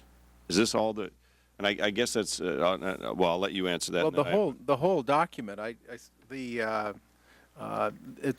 asked specifically for a definition of what would be my fate in this state of rejection, and there were really 2 choices. I mean, if you were wind down, you could either fall into sign the wind down agreement, very tough language, or fall into rejection, and no definition of what that really meant. So you didn't know what the option really was then? Well, I asked for it. And did you get it? I did not get something as thorough as this. I got, rather short answers. I had asked on the email question line, I asked about Mr. Henderson's comment about redistributing inventory that I think were made in the Senate hearings. The email response comes back, you're going to have to call the call center. I call the call center. They don't have information about that comment or its implication. So, Mr. Henderson, do you want to answer Mr. Thomas's Yes, question? yes, sir. In the case of vehicles where, first thing I would say is that the total compensation in the wind-down agreement is intended in all cases to be superior to termination. That's the reason why there's such a high percentage. Second is if someone chooses to voluntarily terminate, and we have dealers doing that today. We had 50 dealers last month voluntarily terminate. Even in fact, you say 80 a month on average will terminate. We had 50 last month with people knowing this agreement was there. What happens in that case? To the extent that they floor plan their cars with GMAC, GM has an obligation and an agreement with GMAC that the dealer can turn their cars back to GMAC, and then we will redistribute the cars. That's how it works. And if you're with the bank for flooring? We don't have such agreement with. It would have to be bank by bank. With the highest percentage of our dealers are floor planning with GMAC. So what's that mean for you, Mr. Thomas? I would have to talk to my bank. My presumption is that they don't have that. Do you have that agreement with Bank of America or Wells Fargo? Or I don't know. I'd have to follow up. But this again would apply only in the case of a termination, actually, as opposed to wind down. In a wind down, we would continue to work with the dealers through October of 10. You know, and I guess the question, and I realize my time's over here, but to both the GM dealers in wind down, what effect does it have on your ability going forward not to be able to have the new product line going into this next year? You're still going to be with a lot there, right? Well, we will, and we won't have the current offerings, and it's, How does that help GM then? I don't understand that part. What am I missing here? How does them not being able to buy your new model vehicles help the 2010 vehicles? First of all, the one element of our wind down agreement that we needed to apply was that they could no longer purchase new vehicles. They could purchase used vehicles. They could purchase parts to provide service. Why? My question was why? Help me understand why that makes sense. From you make money by selling vehicles you make, right? Mm-hmm. They make money by then turning around and selling those same vehicles. So why wouldn't you want them buying your 2010 vehicles, even though then it's their problem? I mean, right? They go out of business at the end of January or October of 20. The purpose of the wind down agreement, we did provide as part of compensation, for example, incremental resources for the vehicles they had in inventory, and this was about providing a 17-month period to wind down their facility on an orderly basis as opposed to replenishing new stock, and we would have a problem at the end of the contract. Huh. My sense is that when the model change occurs, everything that we have will be yesterday's news. It'll be very hard to get from October 2009 to October 2010. And I guess that gets to my point. I didn't mean I've been kidded a bit up here because apparently I asked you if you felt terminated, Mr. Thomas. I meant to say if you felt your dealership had been terminated. I guess that's what I'm trying to get. Isn't that exactly what's happened here? In effect, it's a much shorter term. I realize you're buying some things out and all, but in effect, it's taken effect this fall, right? That's my sense, yes. Mr. Blankbeckler, do you track it the same way? Yes. In regards to the handout that was just given out, to my knowledge, I could get no information to speak of in regards to what your fate was should you not sign the wind-down agreement. I was repeatedly called by GM, where's your agreement? Where is your agreement? Where is your agreement? Do you understand? I said, I can read. I know what it says. And then, you ask about what are the provisions of not signing. You'll be rejected. What does that mean? Let's talk about it. I do have some floor. I have a lot of paid vehicles, but I can go floor every vehicle I've got. And if I can just pick the phone up and call GMAC and tell them to come get approximately $4 million worth of inventory, which 90 days or right now they're starting to produce 2010s. And you've got a business that appears to be going out. I mean, it's a long leash to 2010, October. And I'd like to make one other comment that while I do have the floor, one of the provisions of the wind down agreement, I'm paraphrasing this, states that in my case I'll produce potentially 84 years of sales records, my customers' names, telephone numbers, my service customers' telephone numbers, and I'm given 25% of my wind down money.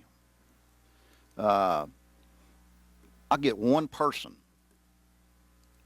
one attorney come to me and say, and the purpose of, I'm paraphrasing this, the purpose of these electronic lists of all of my customers are to be used to given to another third party.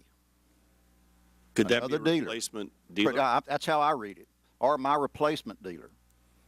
You know, what I've earned for 84 years, these are, bulk of these people are my personal friends that I've got to give them their names and telephone numbers.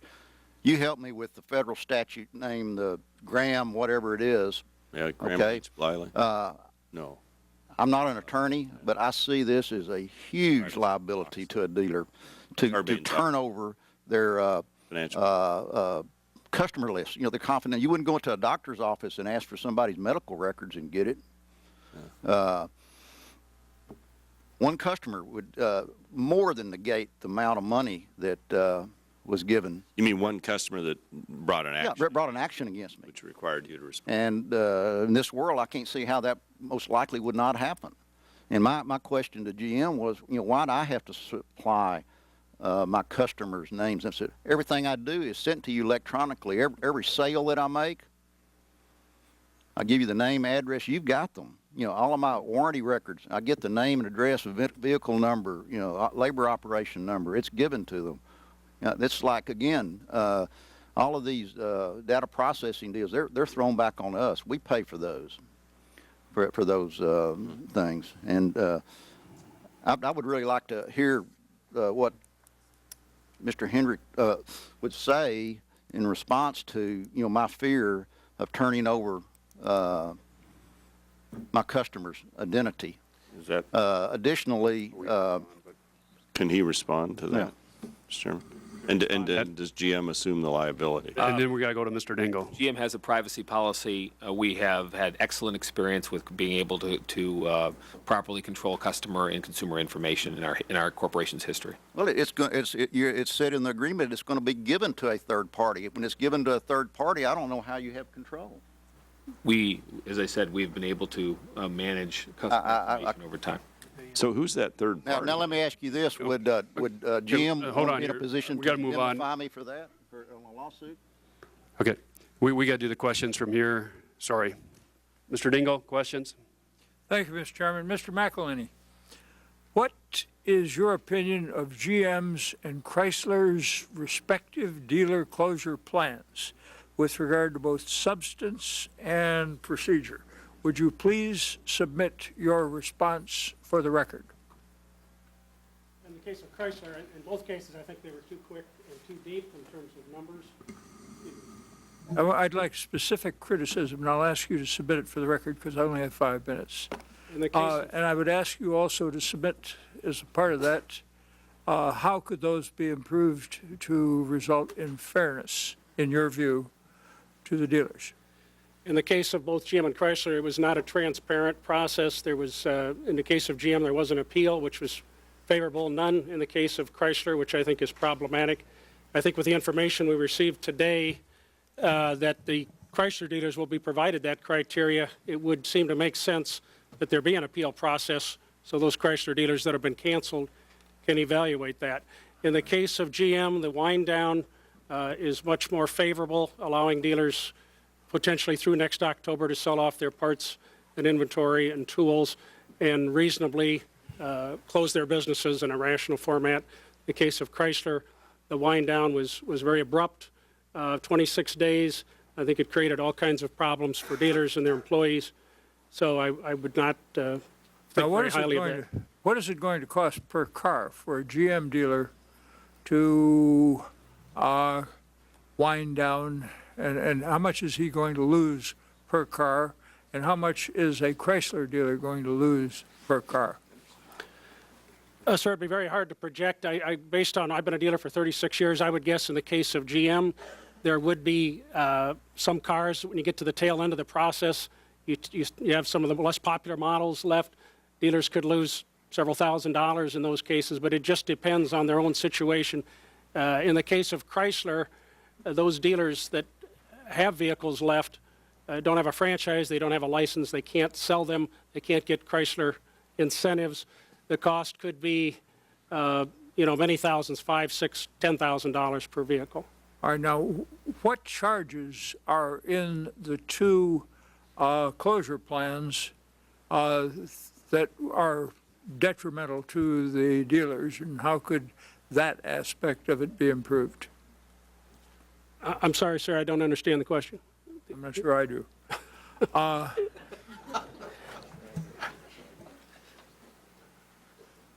What is there in the two plans which is particularly hurtful in terms of costs to the dealers? And how could those matters be improved? Okay, sir, in the case of both GM and Chrysler, when a dealer is losing his franchises, like these gentlemen at the table are, and so many around the country, they're losing the value of the franchise. It's going to zero. Most dealers... But what I want to know is about the specific charges per car. In other words, Chrysler's got a $350 item that they have to pay. Are there other charges like that in either one of these plans that would impact upon the dealer? Not that I'm aware of, sir. In the case of General Motors, they're not buying the cars back, but they're providing the wind-down dealers an opportunity to sell them down over the next 15 months. I'm going to submit to you a letter, and there will be other letters submitted to others. And I ask unanimous consent, Mr. Chairman, that those letters and the responses be inserted into the record.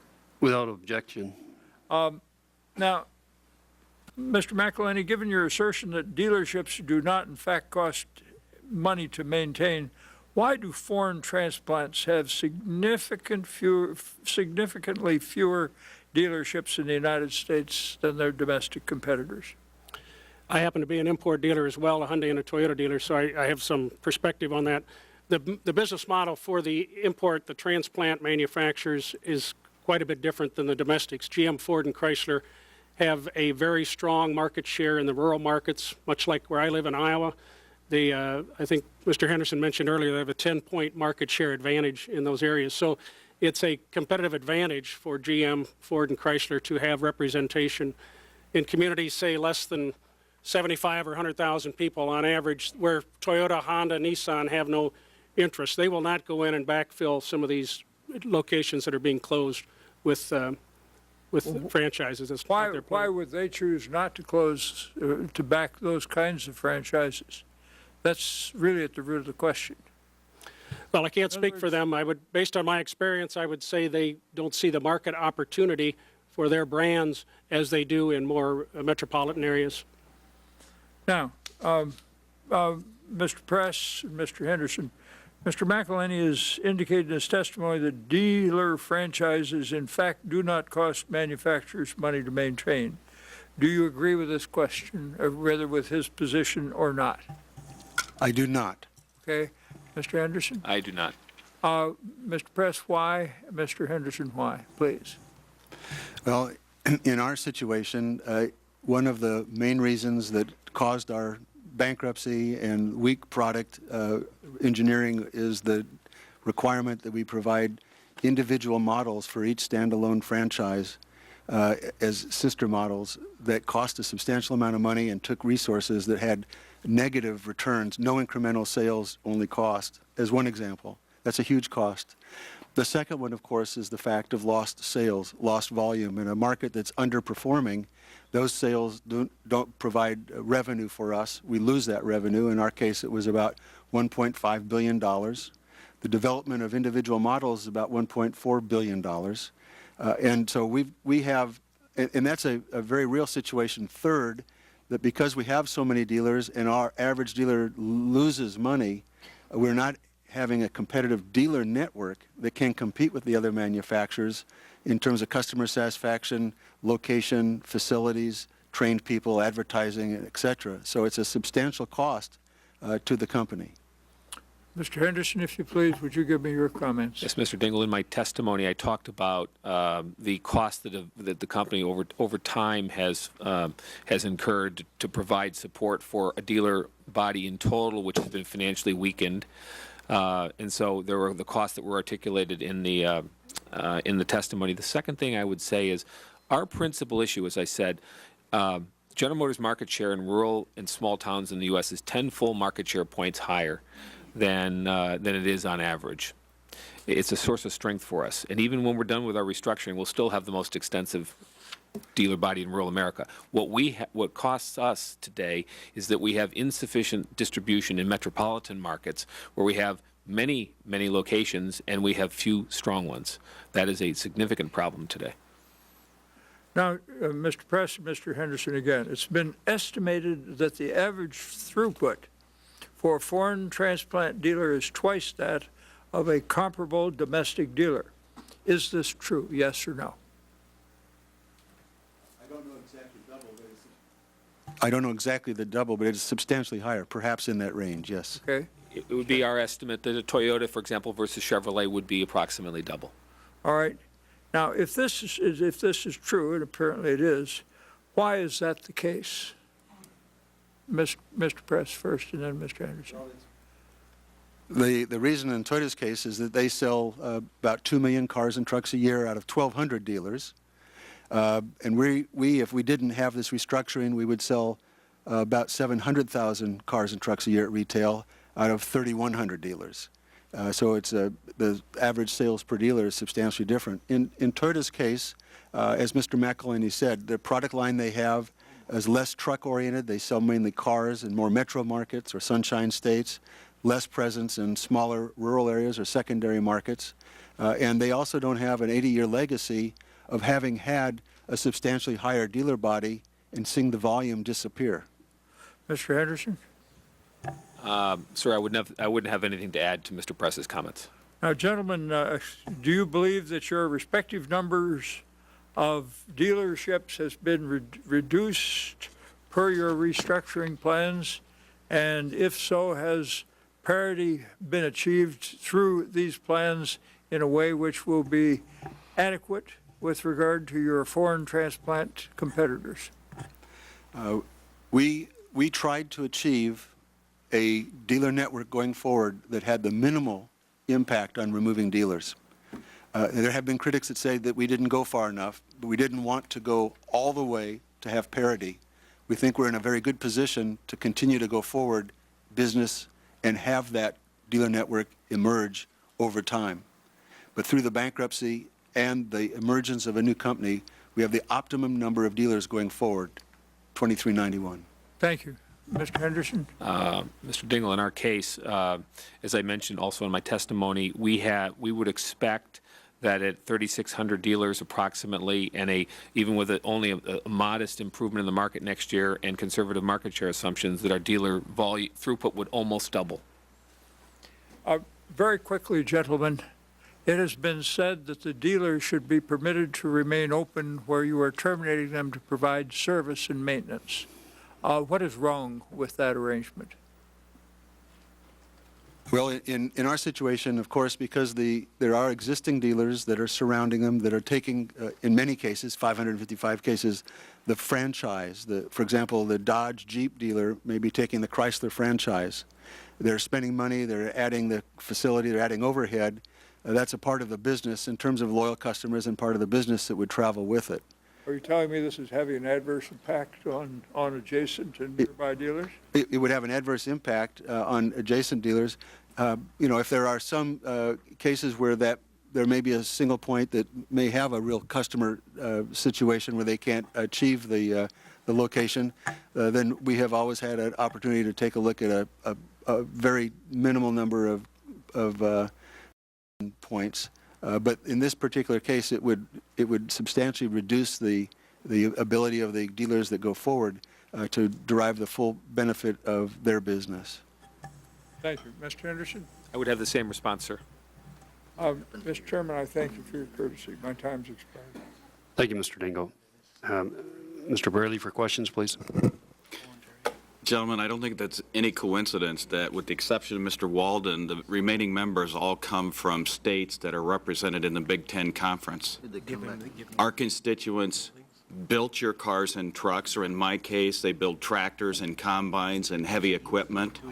And the workers who build those products are so brand loyal to your company that they have created a dominant market share for you in the U.S. auto sales that has lasted right up into this moment in history.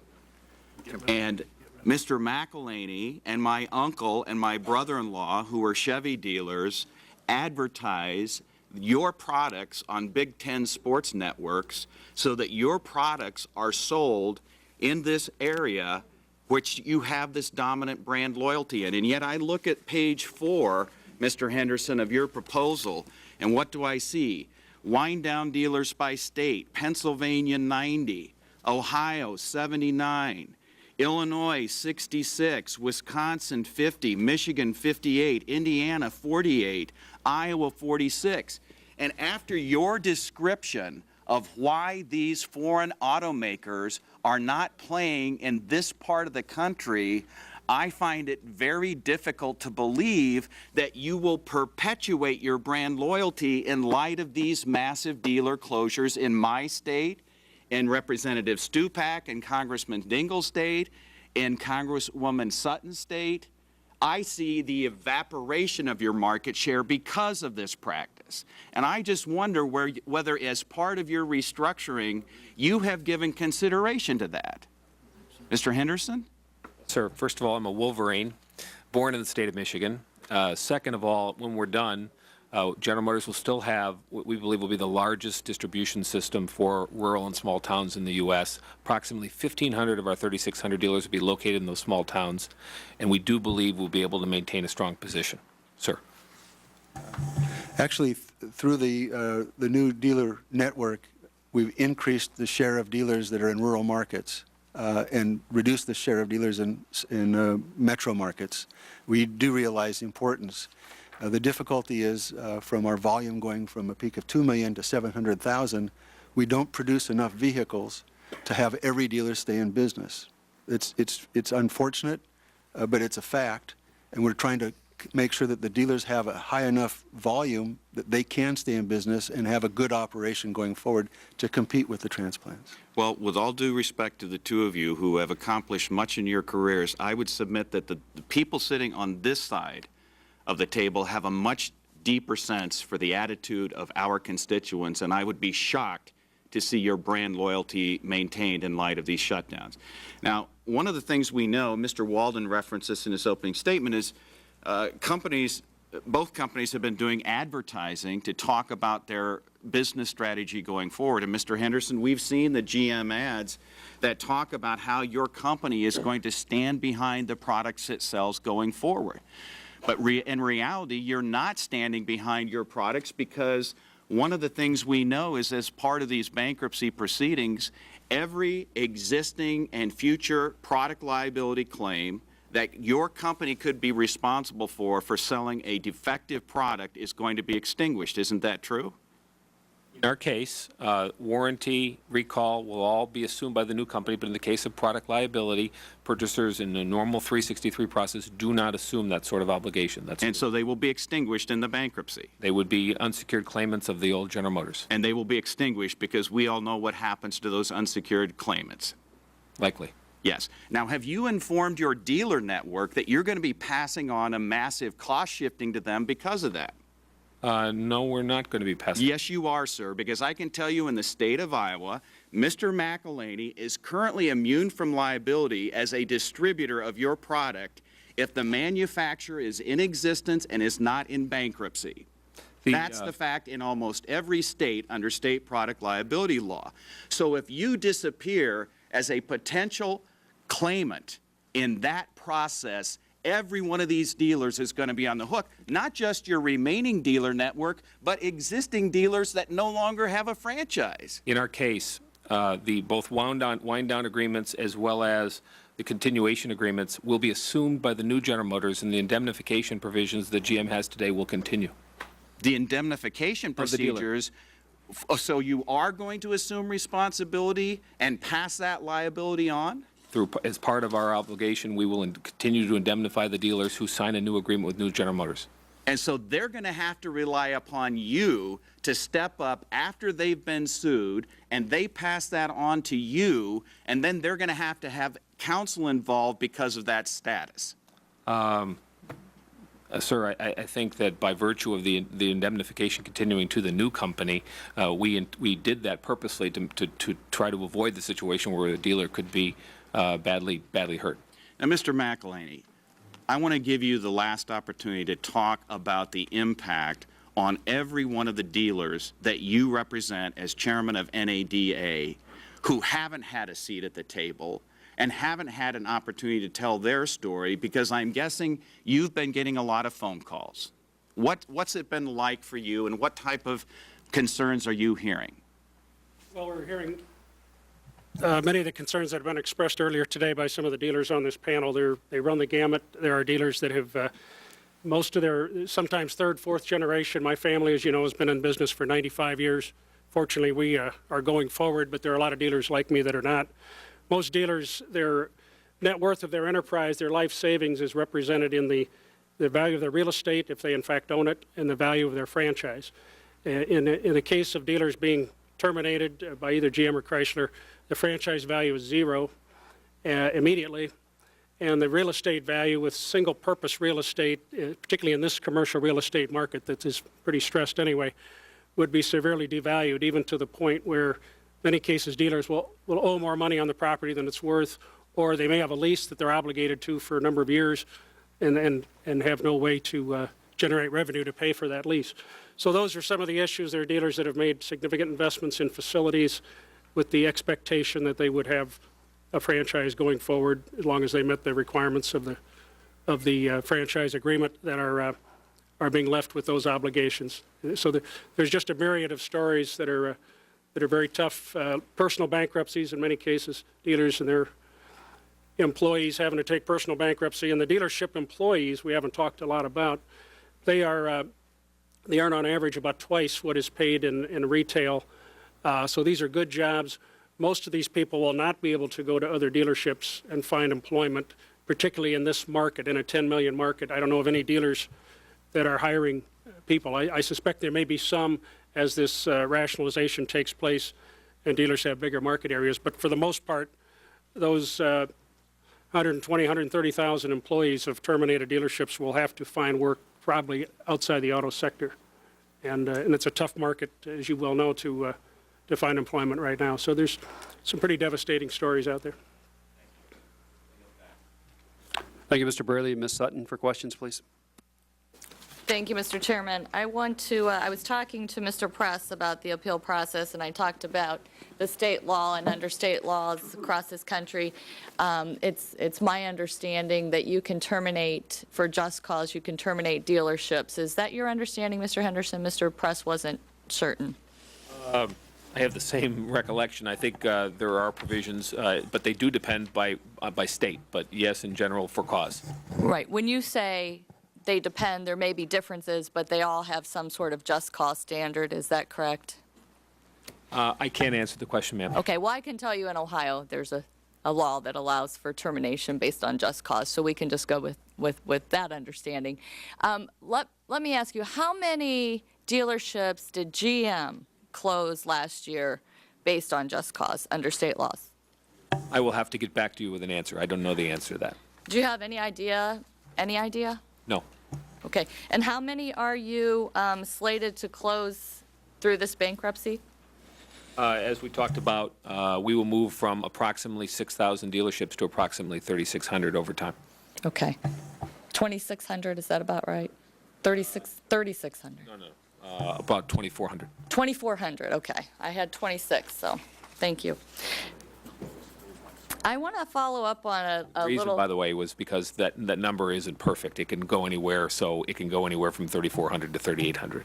Okay, good enough. I want to follow up on some of the discussion that was going on a while back about information being transferred from the dealerships that are being closed. And the discussion of, you said that GM has a record of, securing that data in a way that is appropriate. And it was mentioned that it's going to go, obviously, to third parties. So who are those third parties exactly? Are they all identifiable at this point? We can identify them for you. These would be parties that we would typically use to sell vehicles to customers, to make sure that their service is taken care of, to provide surveys. There's many reasons why we would want to contact customers. Right. I would appreciate you submitting all of the third parties that might receive that information to the committee. Mr. Spitzer, I want to thank you again for coming to testify today, and I want to just ask you a little bit more. You spoke earlier about some of the investment that you've put into this life's work of yours, representing Chrysler and their products. How much have you invested in Project Genesis so far? Working closely with the people from the management of the business center, which is the Great Lakes Business Center, includes Michigan, Illinois, and so forth, that has responsibility for most of our dealerships except one. Working very much in concert with them, and sometimes almost at their direction. I won't say insistence, but let's say strongly urging. We have consolidated 2 Genesis stores. One of them is in Florida, with a different business center, was the first one in the state, I think, or very close, 4 or 5 years. It actually was called Project Alpha at that time. We have spent, in concert with, again, with Chrysler Corporation, I think about $6 million in acquisitions at their urging, insistence. In fact, in two or three cases, I was called by Chrysler, said, this is the guy you got to buy, and here's what you do, call him, buy it out, and that way we'll consolidate. That's in just goodwill, blue sky that has gone, it's gone away. And over and above that, we have invested in Project Genesis now. They changed the name somewhere along the line. Didn't change anything else but the name, I don't think. I think in bricks and mortar just about $10 million. That doesn't count the land. That's just in buildings done in concert with Chrysler to consolidate and accomplish Project Genesis. And with all due respect to Mr. Press, who I've had a healthy respect for over the years, going back to his days with Toyota, we've known Mr. Press for probably 30 years.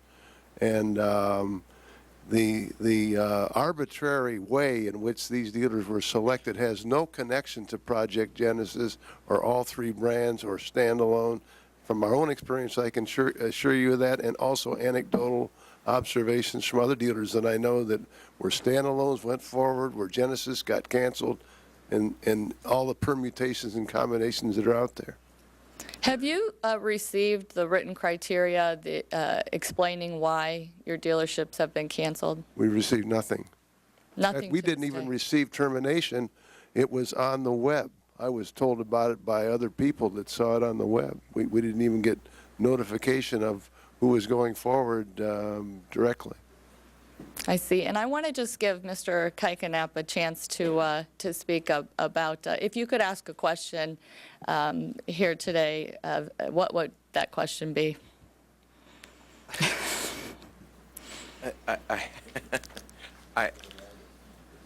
If you don't recall.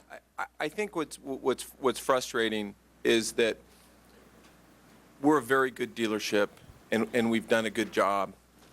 And there's other dealerships that surround us that have lost financing, that don't have the ability to buy cars. We owned all our cars outright. We didn't have a financing problem. And now there's dealerships within GM and Chrysler that don't have the ability to finance their vehicles, they're now having to get bailed out by the Small Business Administration, and it's frustrating. I think there's probably some things that I might have said that created frustration with the factory, and I think it cost us employees jobs. But I think we've done a great job, and I know that within Tacoma they want a point, and we're applying for that point, and I just hope that that they take a look at us, because I think we are the dealer, and if we were to have conversations with them in regards to maybe moving the point to someone else, we'll do whatever it takes. I believe in the product. I believe in what they're doing is right. I don't believe in eliminating the dealer body did any good. I believe that bankruptcy was something that was inevitable, but the products that they make are far superior. The Dodge Charger, the Challenger, the new 1500 are phenomenal, and I believe in the product. And it's just unfortunate that when we have such a well-run business, and there's other dealers that are out there that are substandard. You can really look at any metrics from any dealership and shoot holes in every one of them. And I don't believe it was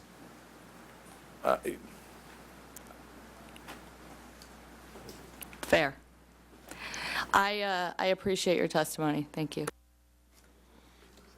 Well, thank you. Just going to follow up, clean this up, this hearing up a little bit, then we'll adjourn. A couple questions. If Mr. Henderson, if the government's going to own 68% of the new General Motors, and even Mr. Press, I guess I'm concerned, as I said in my opening areas, about the rural areas, especially where I live. Some of you have talked about 100,000, 80,000. I don't have a county in my district that has 70,000. I mean, I'm vast rural area, and I think we got like 6 Chrysler dealerships being closed, maybe about 4 or 5, maybe more than that, in my district of General Motors. How are people going to get service? I mean, if I bought a car this year, a General Motors or a Chrysler, and my dealer's closed, how do I get service on that car? Am I going to have to go somewhere else, in other words, drive 2 hours when my service light comes on? Take my F-15. Yeah, take your F-15. But, I mean, how do you do it? And especially when you talk about the loyalty is in the rural areas. You got 10% greater loyalty base in the rural areas, but boy, we're getting hard hit here. Mr. Chairman, I appreciate your concern, especially for the customers, and that's a very fair question. Customer satisfaction is very important. In our particular case, after the reorganization, we've actually increased the share of our dealer body that's in rural markets. A higher portion of metro market dealers were actually removed. But I guess I'm saying, if you improve the rural market, why'd you close in my district? You can't get much more rural than me. Well, what we did is... I mean, we lost 6 of them. The largest impact was on metro markets where the dealers were too close to each other. I don't have any metro markets. I know that. 600 miles from one end of my district to the next. And I realize that. And very few people in between. I'm very familiar with your area. I go there on weekends often, so I appreciate that. Actually, in terms of customer convenience, but from the old dealer group to the new dealer group, the actual distance from a customer to a dealership increased 0.94 miles. So we were very careful to make sure that we were able to retain the convenience to customers. There may be some... That's got to be nationwide. Well, that's for all rural markets. There may be... How can it be for 9.9, like 1 mile more for rural markets? For rural markets. There will be a few rural markets that will no longer be represented in. The only way to do that is then you're going to have to take these dealerships you've shut down and move other dealers in their places. Well, there's other dealers that have access to these markets or are adjacent, especially in a case, for example, where there's a Dodge dealership that goes out. The Dodge franchise will go to the Chrysler Jeep dealership that's in the same place.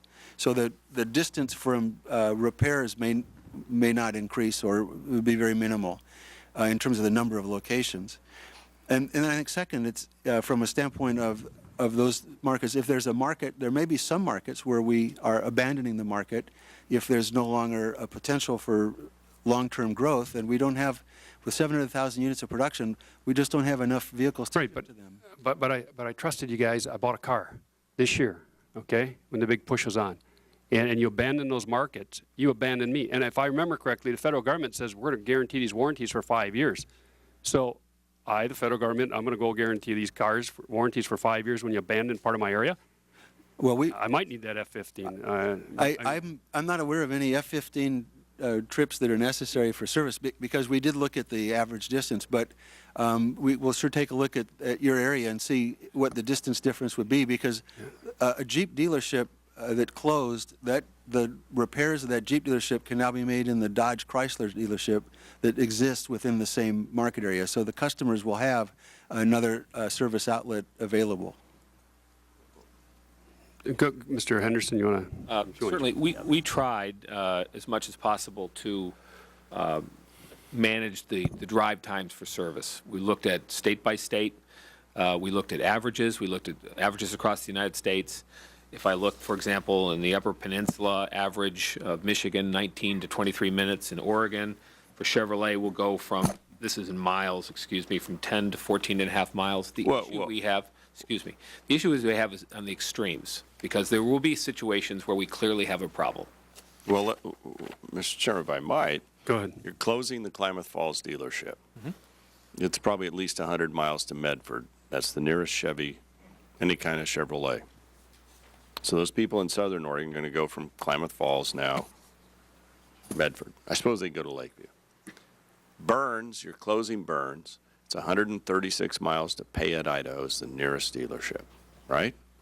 That's what I said. We will have situations where we have problems, and we're going to have to solve these problems. And how will you solve those problems? By putting a dealership back in? This is actually not our intent. That's not what we want to do. And one of the things we've said. How do you solve in the case of, well, first of all, other General Motors franchises can provide service work. We don't generally. There isn't another one in Klamath Falls, Burns. So the second thing we said is, in the event we need to put a location back, one of the things that we committed to the Senate, and I'll commit to you today, is that if we need to relocate a spot there, we will provide the existing operator the opportunity to actually look at that first. Okay, so let's go to Bend, Oregon. You've closed Bend, you've closed Redmond, you leave Madras. So what's that process that's going to be put in place that allows Mr. Thomas maybe to go get his dealership back? You're telling me you're going to look at it and you're going to decide. I wouldn't be asking you these questions if it weren't taxpayer dollars funding this whole thing. I mean, I'd let you all figure it out under the laws of the land. It's not that. And these are the questions that are coming at us we can't answer. And I actually voted for TARP. I didn't vote for the auto bailout, I admit it. But I voted for TARP. What we will do, as I said, is we have location by location. If we've made mistakes in the future and we've concluded we cannot take care of customers in the location and a point needs to be put back, we would go to whoever the individual who was affected and give them the first chance to do that.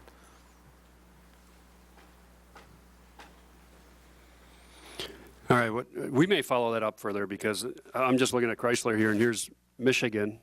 You know, you get the Upper Peninsula, very small. Marquette and Escanaba, my two biggest cities, dealers are gone.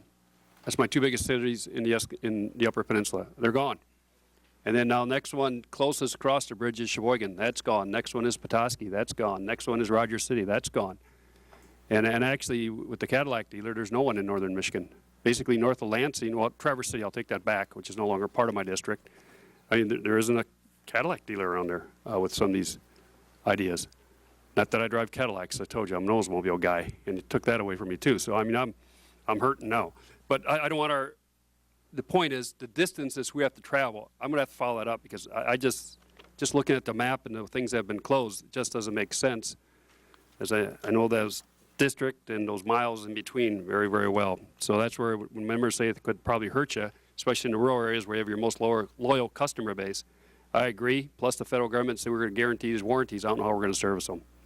Any other member? Mr. Braley, Ms. Sutton, Mr. Walden? I just want to add one thing, Mr. Chairman, and I think that because of the concerns that we have raised today about one of the other critical aspects of these bankruptcies. That is the responsibility going forward for any products that may be defective and the implications for U.S. taxpayers and the dealers in this room. I would strongly urge the committee to take up that issue as well and flesh it out in more detail. I think it has enormous economic consequences, even for people who've lost their franchise, and I'd like to explore that in further detail. Mr. Walden? Well, and I think that this flooring issue with GMAC, I continue to hear from dealers about flooring in and of itself. Also, just to reiterate, I know Dr. Burgess had to leave, but I know he entered into that discussion with both you, Mr. Press, and Mr. Henderson about email traffic to the I think it's D's and the White House and all that, and I understood you both to indicate you would supply that email. We'll follow up. I think Dr. Burgess, the appropriate process would be for him to follow up with a letter of request. But I sense that's not a problem for you all to provide those emails. Ms. Sutton? Thank you, Mr. Chairman. I just want to add, of course, and as you can see who stayed here at the end of this hearing, as it was pointed out, the CARS Act that we passed this week, you know, Representative Braley, he was an original co-sponsor, and Chairman Stupak and Chairman Dingell were involved in the process of getting that bill done, and it's intended to have a concrete impact, because we really do believe, as Mr. Kuiken said, you know, we want Chrysler and GM to be a success, because we know how linked it is to our communities, and we know how linked it is to jobs and the food that it puts on the tables of the people that we're so you know, honored to represent. And so it's painful for us to be here and in this position, but the pain that we feel listening to this is nothing compared to what we've heard displayed here of the folks who are losing their dealerships. And I want to thank all of you who came here today to put a human face and perspective about costs of what is going on this major problem. So thank you all for coming, and Mr. Chairman, thank you for holding this hearing. We do want you to be successful. Well, thanks, and that concludes all the questions from members. I think the hearings have been helpful. You know, since the Senate hearing, we now have an appeal process with General Motors to help out some of these dealers. There's GM and the Auto Dealers Association have been working together trying to do some things. I think that's positive. I think we have further explanations. But we'll continue to monitor this. There is that H.R. 2743 sitting out there, GMAC and others.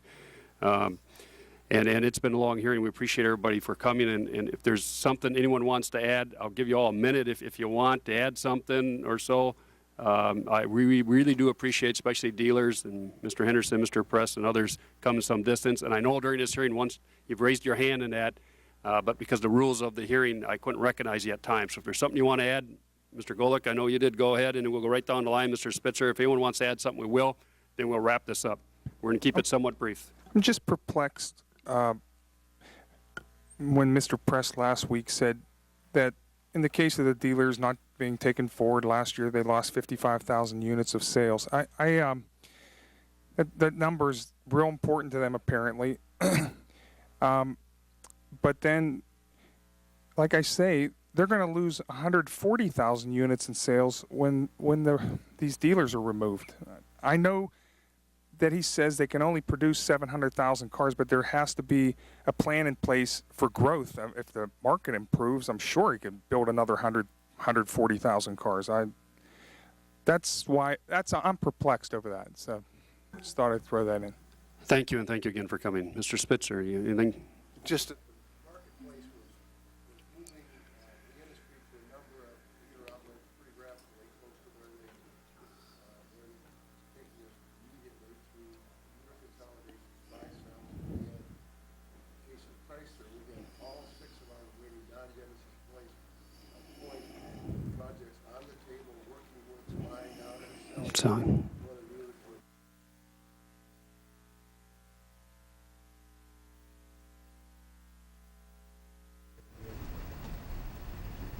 Mr. Kuiken, anything? Mr. Press? I really appreciate the opportunity to communicate with the committee and provide this information. It's been a very good learning experience for us. This will be good communications going forward. I don't know if I'm looking forward to our performance review when I come back, but I guess this will be the forum to do that. Thank you. Mr. Henderson. Like Mr. Press, I want to thank you, Mr. Chairman, and the committee for your time. Thank the dealers for joining us here. Very, very much appreciate it because this is a very difficult time for all of us, and I very much appreciate the professionalism. So thank you very much. Mr. McElney. Thank you, Mr. Chairman. Again, we appreciate the opportunity to be here on behalf of 19,000 new car dealers in the country. I guess I would just say, in this difficult environment, we know how tough the economy is, particularly the auto sector. If a dealer is able to keep his doors open, make the payroll, keep his customers coming in, floor plan his inventory, is probably a pretty good operator. I know there are other elements that play into that, but I think that's important to remember as we look at this. So, thank you. Thank you, Mr. Paddock. No, other than just saying thank you for giving me the opportunity today. Thank you. Mr. Blankenbeckler. Thanks for letting me come. I think I have a story, and I think everybody here is here today, has a story. It's not a happy time. Thank you very much for listening to me.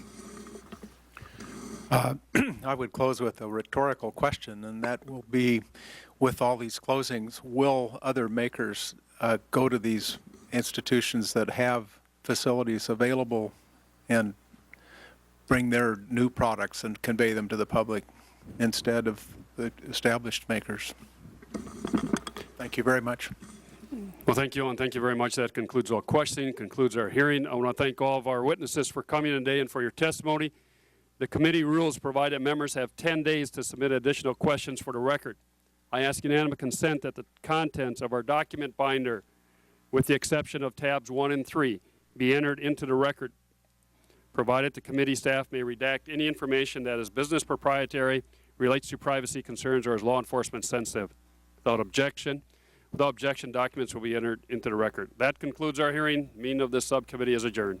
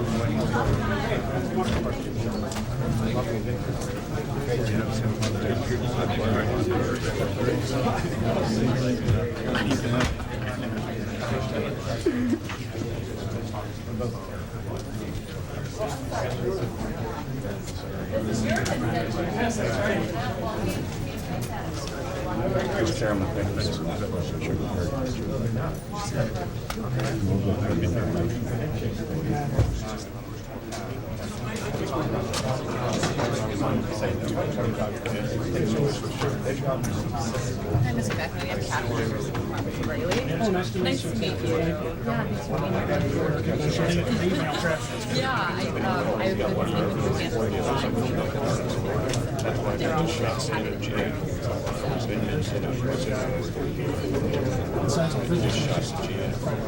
Oh, really? Okay. Yeah, well, he knows his stuff, that's for sure. It's been really, whenever I send him an email or give him a call, I have an answer like 2 minutes, and it's been really helpful. So. Yeah. Sure. Yeah. Yeah, we'll just get